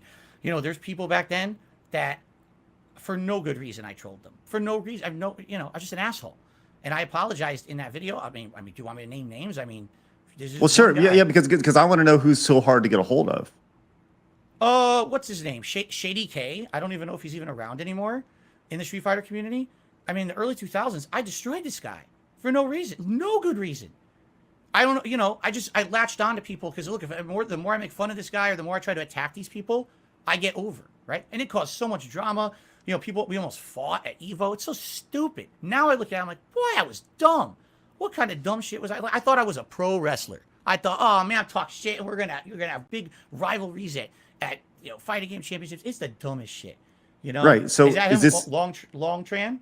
I don't know. You tell me, because that's the thing. Like these people are not hard to get a hold of, and his DMs are open. So like I feel like that's pretty disingenuous to say like, well, it's more like you don't want to put forth the effort in saying that, I'm going to say this publicly, and it's a big blanket to cover all the things that I've done wrong. When if you know that you've done things that you regret, you should probably reach out to people and say like, hey, I'm sorry for what I did. I'm sorry for what I said. Because the reality is that on today's internet, it's not impossible to find these people. It's very easy. And it just comes down to like a little bit of effort. And I'm not saying that you're not, but I'm saying that maybe there's an opportunity to provide a little more effort. You know what, Craig? I never even thought about it like that. Here's why. Little mini story. When I was in high school, I was bullied a lot. Okay. And years later, one of my bullies actually contacted me, like probably around that time frame when I was in the Street Fighter community. And he found me online. He contacted me out of the blue. He's like, I just want to let you know. We got to stick together. I'm just kidding. No, he basically said, I'm sorry for what I did to you in high school. Like, I think back on it now because I've grown and I've matured and I realized what an asshole I was. And I responded, I said, thanks, but I don't really care. I've moved on with my life. You don't have to worry about it anymore. And that was it. So to me, I'm so far removed from those days. We're talking 20 years ago. Does this guy care to hear from me 20 years later in a DM? Yes. Never even crossed my mind. But you know what? You've made the point. And now I'm going to have to think about it. I have to think about who are those people that I wronged back then, who possibly I could maybe reach out to. He's definitely probably number one, because that was one of the people who, man, for no reason. It was just every day hammering that guy to the point where at the end of Evo, we had a grudge match on stage. And then when it ended, I wanted to shake his hand. And he was so upset, he refused to shake my hand because I had trolled him so badly on the internet. He basically was like, irrevocable harm that you've done to me. I'm not going to shake your hand. You're a piece of garbage, right? Now I look at that and I'm like, I probably would have felt the same because I've been through that shit. I'm on the other end of the trolling now, and now I get it, right? But you're right. Well, I think like makes sense. What you're talking about. You're talking about growing as a person. I think those are things that people you can absolutely learn from, and absolutely should learn from, and those are things that are incredibly important to do. And to answer your question, does he want to hear from you? I guarantee he wants to hear from you. He doesn't know he wants to hear from you. These people don't, but taking time to just say, hey man, I messed up. It's not a bad thing. It's not a bad thing. If especially if you messed up, like people said, oh, Craig, you messed up, but I don't know why I messed up. They just point their finger, True. I know why I messed up. It's me every single day on this show with it's been a consistent theme with Adam. He's always pointing his finger. Man, you really messed up. All right. Oh, wrong way. There we go. I'll say this. Don't point your finger at me. I'm not pointing any fingers. No way. Damn straight. All right. Let's continue on. All right. So we've made mistakes. We're going to attune for them or do our best. Let's go into WWE champions. Sure.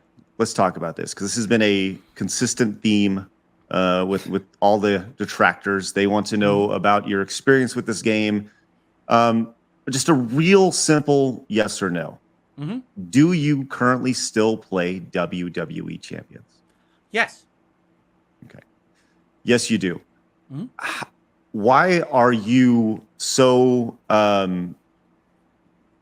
why are you so hesitant to talk about that or to talk about WWE champions? And we'll start there. Oh, why am I hesitant to talk about WWE champions? Well, the thing is, I wasn't at first. I did talk about it publicly years ago when the game first came out, very innocently. Talked about playing it casually. That I was a fan of wrestling. This is a game that I played. Over the years, every once in a while, I will casually mention a mobile game I'm playing or whatever. But, it's nothing that I would think that my audience would be super interested in to hear about me. What mobile games I casually will talk about them. That would be like something I would mention on my podcast. Let's talk about I'm playing a new mobile game today or whatever, right? But what's ended up happening is over the years, every little thing that I mention that's not directly related to my content or my business, what I'm doing on stream, somehow gets twisted into something distorted or messed up by my detractors to make me look bad. And this is a prime example of them, in my opinion, and you can disagree, trying to orchestrate something. Well, just one of the many things, because we can go through a lot of the things they've done that have been completely disproven. But this is one of the things that I never went out of my way to disprove because it's stupid. It's ludicrous. Can I ask you, Phil? Have Sure. you ever spent money on this game? Of course I have, yes. Have you spent a lot of money on this game? Good question is, what does a lot mean? Anything over $100 is too much on a mobile game. So Probably when the game first came out, yes, I spent over $100 on it. That was 2017 when it first came out. Trust me, I'm versed on this game now for all the wrong reasons. So yes, in the first year. Wait, did you just flex on how good you are at the game? No. I said I'm versed in the game because I have to know about it because they're freaking put me in conspiracies about it and shit. It's ridiculous. Okay, I don't want to know about it. Then, how much money have you spent in this game? Do you mind saying? Total, I couldn't tell you. It's definitely total under $1,000 over the years that it's been in operation for sure. Okay, not over $1,000. No, Because absolutely that's not what people think. That's correct. They think that you're some sort of a whale in that game. Oh, I know. I've seen every. I haven't seen every video. I've heard it all.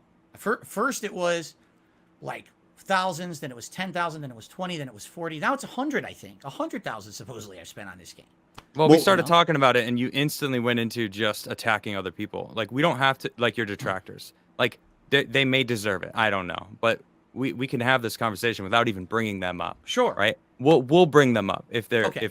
you're saying you're instantly going to they're making up shit. But you do play this game. You have spent money on it, and Correct. I think what's happening is when you're begging your audience for money and then complaining that this King's Feast is too expensive for a $60 meal, and you're stressing for money, and then putting money into a game that is a mobile game that is, I mean, let's face it, mobile games are not necessary in life. No kidding. Spending any amount of money on a mobile game.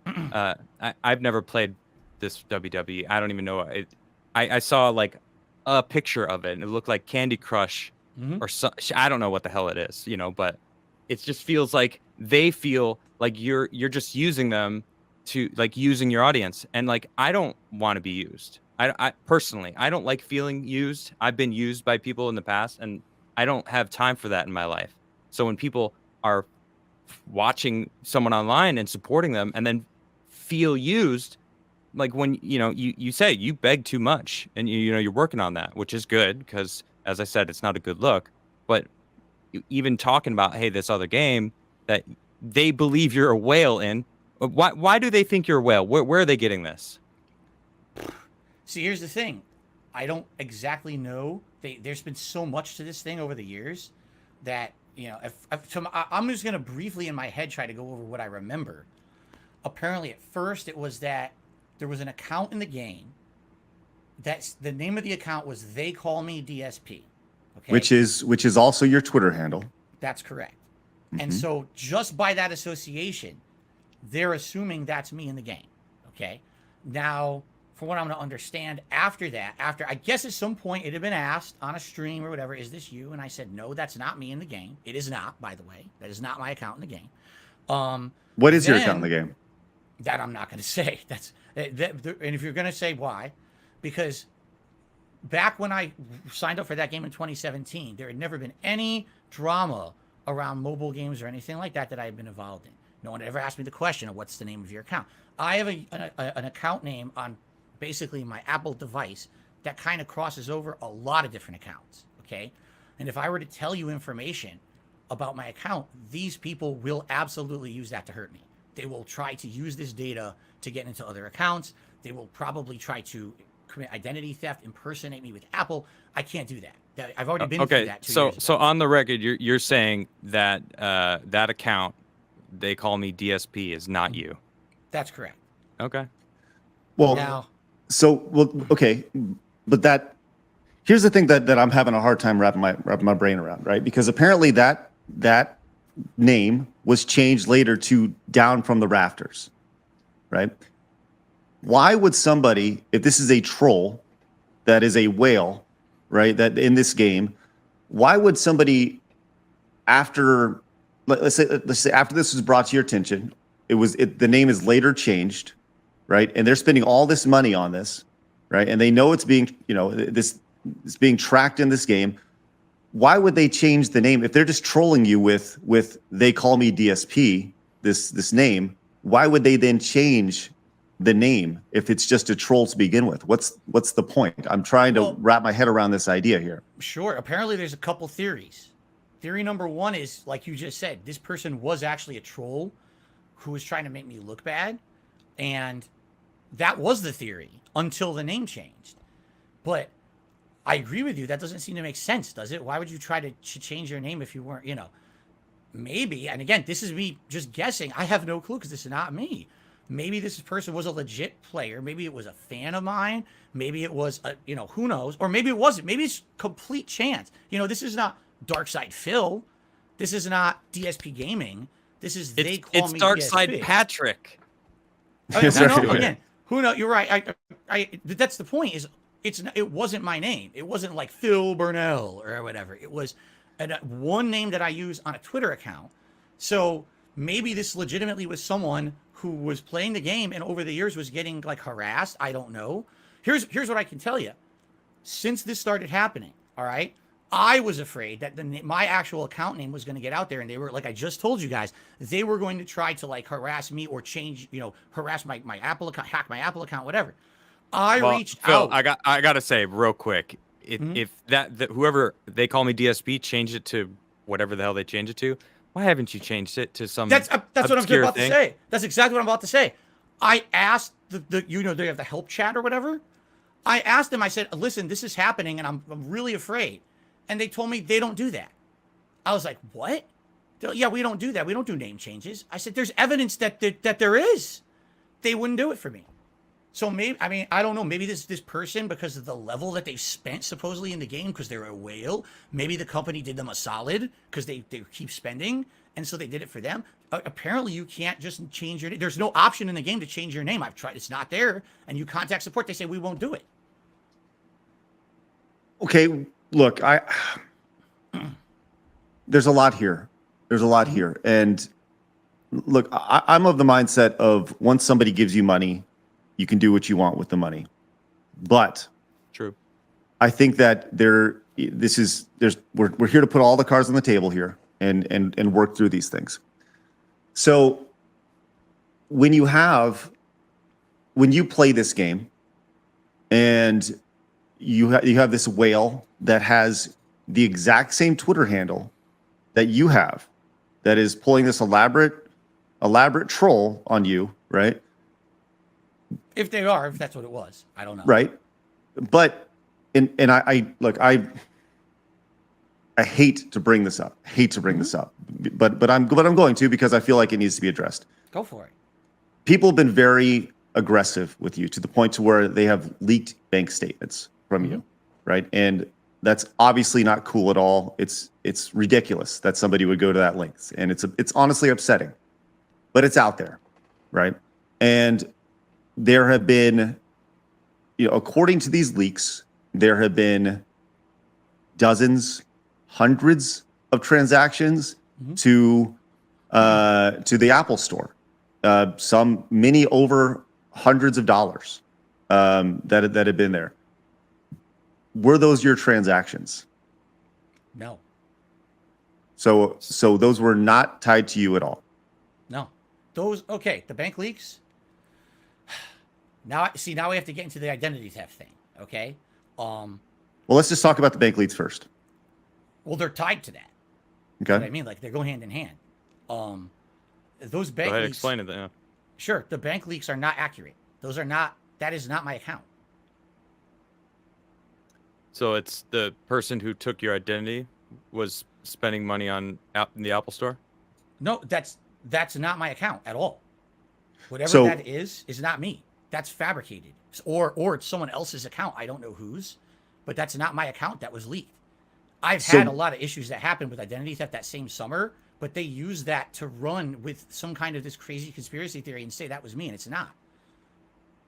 So you're saying, just so we're on the same page, you're saying that this account that is not yours, that had thousands of dollars of fees to the Apple Store consistently, that are these amounts just happen to tie to exact amounts in the game that we're talking about, WWE Champions, and it's a game that you also play. Just so we're all on the same page. Yeah. You're saying that is not your account at all, and they were unsuccessful in hacking your bank account. They did not hack my bank account. They did not have access to my bank account. It seems awfully convenient. And Right. just It right. does sound awfully convenient, but that's the truth. You can understand how us looking from the outside in looks at this and raises an eyebrow and doesn't quite buy it, right? To me, I mean, from an outside perspective, who doesn't know anything, would look like you had to go and file for bankruptcy. You had all these issues and people calling you out for spending way too much money on this game when you should have been saving for taxes. And then, this shit comes out and you're freaking sweating. You got to freaking do something about it. It's like, oh, I was hacked. That identity theft. Like maybe the identity theft happened. I'm just like painting a picture for like these people on the internet that hate you and are trying to convince the world of what happened. And then, like Craig said, I mean, you are playing it. It is your username. There are all these bank statements that actually correlate perfectly with this game. I'm leaning more towards that side of the story because it makes more sense. I mean, you needed an out. You have money issues and have had money issues for a while, and it's just like it's hard to believe, dude. The reason that this story has not died out like every other one is because this is the one that I really don't have a way to prove my innocence without further exposing myself. You understand? Do you have a police report for the a police identity report? You don't. Oh, you no. can redact certain things. I but did not. I don't have a police report. Geez, how do I? Did you not go to the police when your identity was hacked? No, taken? I went to all my financial institutions. I went to the credit bureaus. You and didn't go to notified the them. police though when someone No, was I didn't. stealing your identity. No. Why wouldn't you do that? I didn't even think to do it. I don't think. What would they do about it? Try to fucking get the person and arrest them for stealing your identity? I mean, I guess maybe, but here, okay. I guess what I got to do is tell you a little bit more about all the crap I've been through.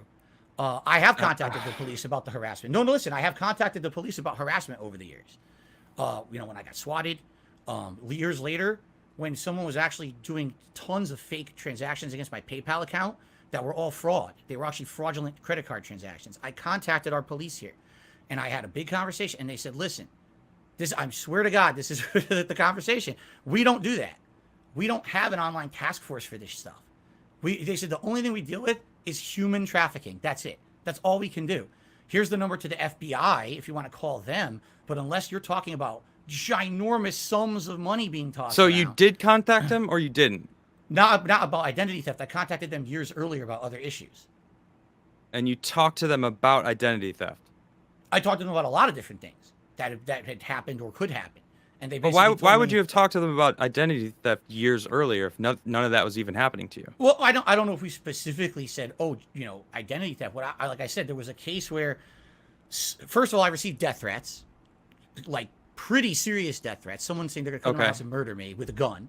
Well, that's And a completely different subject. Correct. Right. And I contacted them about that. And while I was talking to them, I also brought up PayPal issues that I was having with fraudulent transactions and other things. And they basically said, we don't handle that. We can't. We don't have the capacity. Local PD doesn't care.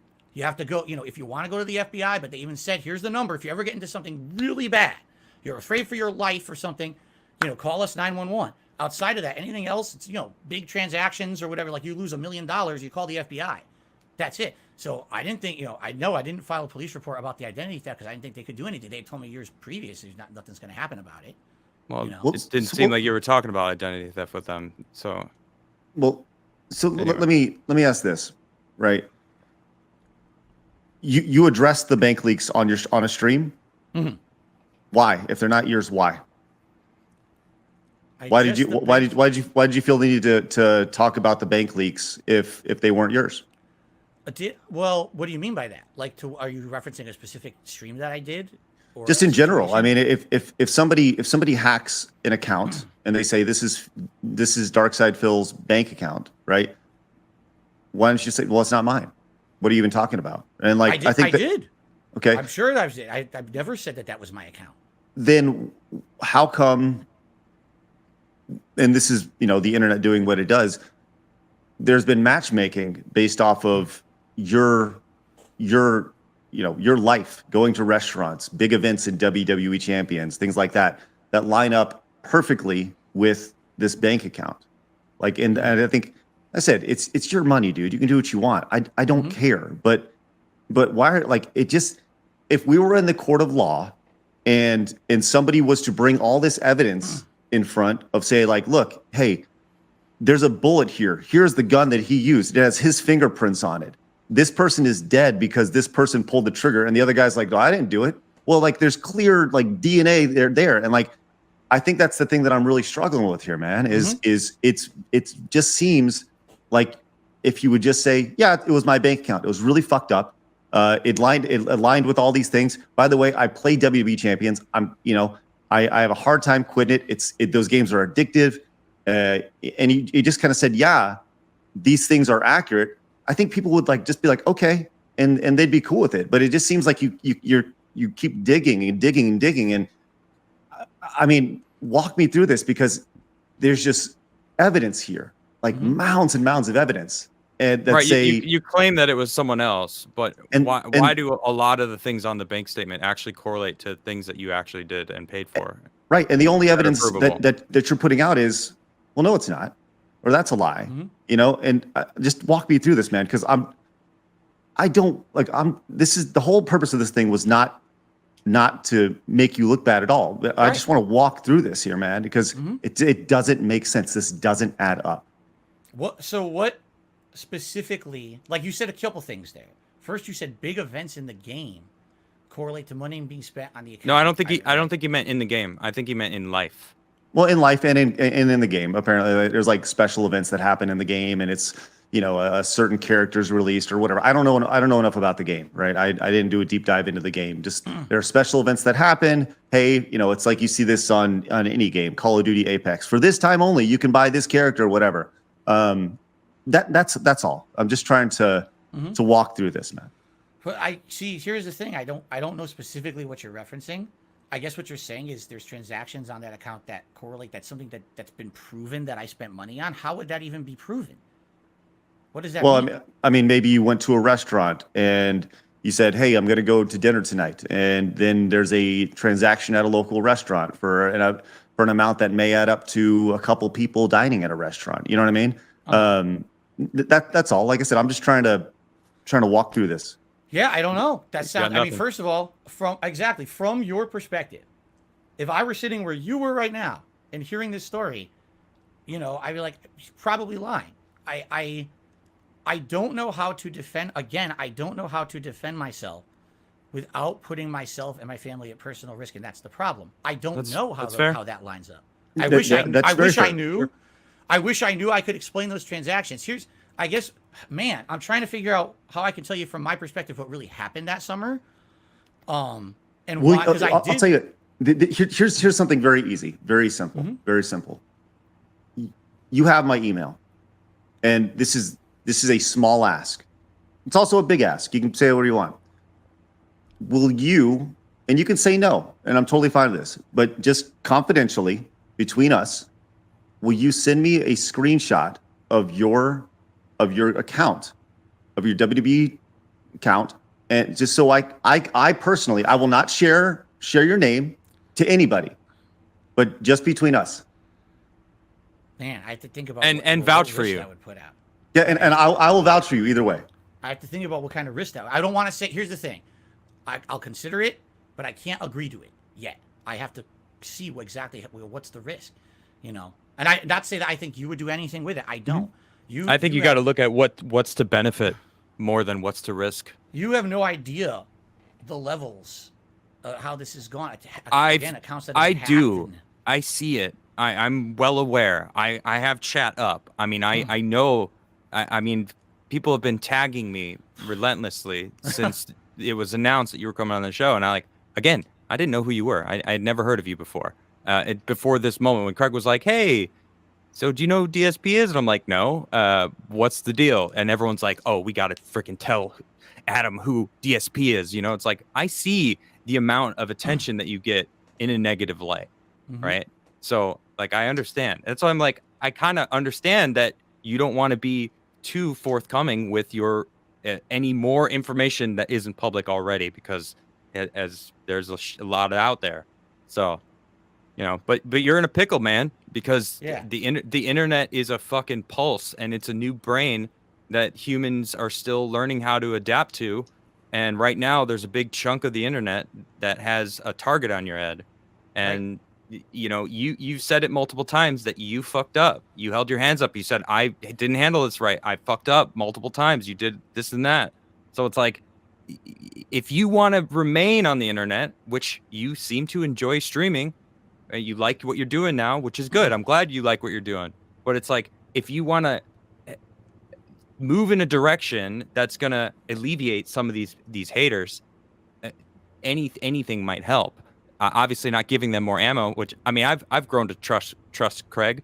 Of course, you know, don't tell him I said that. But, you know, I think that would actually do more for you than you think. If Craig came out and was like, all right, guys, he sent me the proof, and I can confirm to everyone that his account is not, they call me DSP, the whale account, you know, like, or the other name, Down from the Rafters, or what it changed it to. Yeah. Right. Like, almost at this point now, it's like, it's almost suspect that you're not wanting to just do whatever you can. Yeah. Again, I hear you. If I was sitting in your position right now, I would feel exactly the same way. But just as the levels of shit that I've been through, and people who betrayed me, not that I'm saying Craig would. I don't think he would. But I have no interest. Phil, I want to be really clear with you, man. And just like this, we were talking about this. I have zero interest in making you look bad. I think there's a tremendous opportunity here for you to be humanized to a lot of people who don't see you as human, you know, and to err is to be human, right? That's the old saying. Like, everybody fucks up, and you've owned up to a lot of those things. But there are certain things here, man, that I just, you know, they don't add up. And you're saying, hey, if I was in your shoes, I'd be saying the same thing. It doesn't. I don't know, man. It's not connecting. It's not connecting. And I'm trying to help you out here, man. I really am. And I hear you. And so I feel like there's yourself. I feel like there's nothing else to be said then, you know, because could I bring up one point about these bank statements? Sure, yeah. So I've seen limited amounts, because here's the thing. You guys just said, why do you bring it up on your stream? I only bring this kind of stuff up on my streams when someone else brings it up, and there's like, it's such a loud fervor on the stream. People are talking about it in the chat. I'll address it. Okay. I did look into it. I saw some of this supposed bank statements that are mine. There's a couple things that don't make sense to me. All right. Number one, if this is me, okay, there's a bunch of transactions on there, I guess, from like pet stores. Okay. And people are like, well, that's because Phil has a cat. Yeah, but those transactions are like big. You're talking like hundreds of dollars a week or something like that. I have one cat. Now, again, that's he said, she said. It's not going to prove my innocence, but everyone knows I have one cat. He's been on the stream all this time. I don't have a secret herd of dogs in my basement. I don't even have a basement. So we're, some of the transactions in that I've seen don't make sense at all per what it's funny because you say circumstantially, some of these transactions could be yours if you went out, and ate. Okay, you're right. But some of them also don't make any sense. Like, okay, there's a bunch of transactions on there that say iTunes. Okay. Now, I don't know, but here's the thing. The narrative that they have put out there about me is that I'm begging and shilling to my viewers. The viewers give me tips every day, and that money goes right into WWE champions. Correct? Like, that's the narrative that they say on the internet. If that's the case, why are there bank transactions for iTunes? Right? The money is in my PayPal account. Why are there bank transactions for iTunes? It doesn't make any sense. Why would I take money out of a PayPal account that I have, that I get my tips from, transfer it to my bank account where then I take a hit because there's a transfer fee anytime you transfer money from PayPal to a bank account. So I'm taking a big financial hit on that money. Then I'm making transactions in the game off the bank account. Why wouldn't it be made out of the PayPal account? That doesn't make sense to me. It makes no logical sense. To me, Well, there's a lot of things that haven't made a whole lot of logical sense here, Phil. I mean, let's just be real. There's a lot here that doesn't add up, right? Well, isn't the iTunes like where the microtransactions from games get charged? So that actually would make sense. It would make no. You're okay. You're correct, but the point I'm making is the money's in the PayPal account. So if there, yeah, if but hold on, I know what you're saying, but on PayPal you can actually use PayPal, and you could click use balance or use your bank account, and it'll just pull the money from your bank account, but using PayPal as the payment service. So that's irrelevant because you can choose where the money's coming from on PayPal. Okay, I see what you're saying. What I was going off of their narrative, and their narrative is every day I'm begging my audience for money. It goes to my PayPal, and then I immediately spend that on WWE champions. That's the narrative. I didn't believe that narrative, but it does seem that you do get money and you just spend it on the things that need to be spent on instead of, planning for taxes the next month or whatever. That is absolutely correct. Yes. Right, and or things that aren't necessary, which could include WWE. Not saying that it is, but it could be. Do you feel that you said you still play the game? Do you play any other mobile games? Yes. Do you feel that you're addicted to them at all? No. No? I play them casually. I play them, for example, I'll be off the stream and it's night and my wife and I are watching a TV show. And as we're watching the show, I might just open it up. And, these mobile games are not big narrative experiences. They're just like kind of busy work game, grinding games, right? You mash a little bit. You do like Adam said, this stupid WWE Champions is just a freaking puzzle game like Candy Crush. It doesn't take a lot of intelligence to do them. They're more like, do casual players pay just under $1,000? No, I don't know. I feel like you elevate your level when you actually put any money into it, but then when it goes over $100, you kind of elevate from casual to all right. I'm one of the core players. This all started because you guys probably don't know the full history. This all started many years ago before there was tons of financial issues that were public. I was playing a different WWE game. It was called WWE Supercard. All right. This one I actively spent a lot of money on. I will tell you guys this. I can't tell you the exact. I got addicted to that one. Everyone knew it. I talked about it. So you have been streams. Addicted to mobile games? Yes, I have. I've publicly admitted this, that I spent way too much money on that. And there was another one that was called Dragon Ball Z Dokkan Battle. That one as well. This was before, way before years before the bankruptcy and everything. I was spending too much money on them. And at that point, I stopped. I cut off. I stopped playing WWE Supercard and Dokkan Battle completely. When I saw what I was doing, I stopped myself from doing it. And then, I've casually played other mobile games over the years. And basically what happens is with my, and I know you guys are going to say you're changing the narrative. Please bear with me with this. No, it's reasoning, not okay? helping your case at all, though. I know, but I'm being honest. I'm going to be honest with you. I'm not going to lie to you guys. This is all public record. I talked about those games in the past. And with these detractors, what they do is they find a narrative and they stick with it. If I can dispute it or disprove it, or if it gets somehow disproven, then they drop it and they latch onto the ones that they can't, that I haven't been able to disprove. This particular one, they've been looking for something to get me on for years and years and years, and every single thing gets disproven or just forgotten about. This is the one I can't find a way. Use Craig.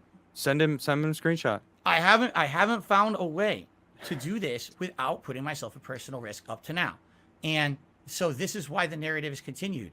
Even though there's been so many different things that have been disproven.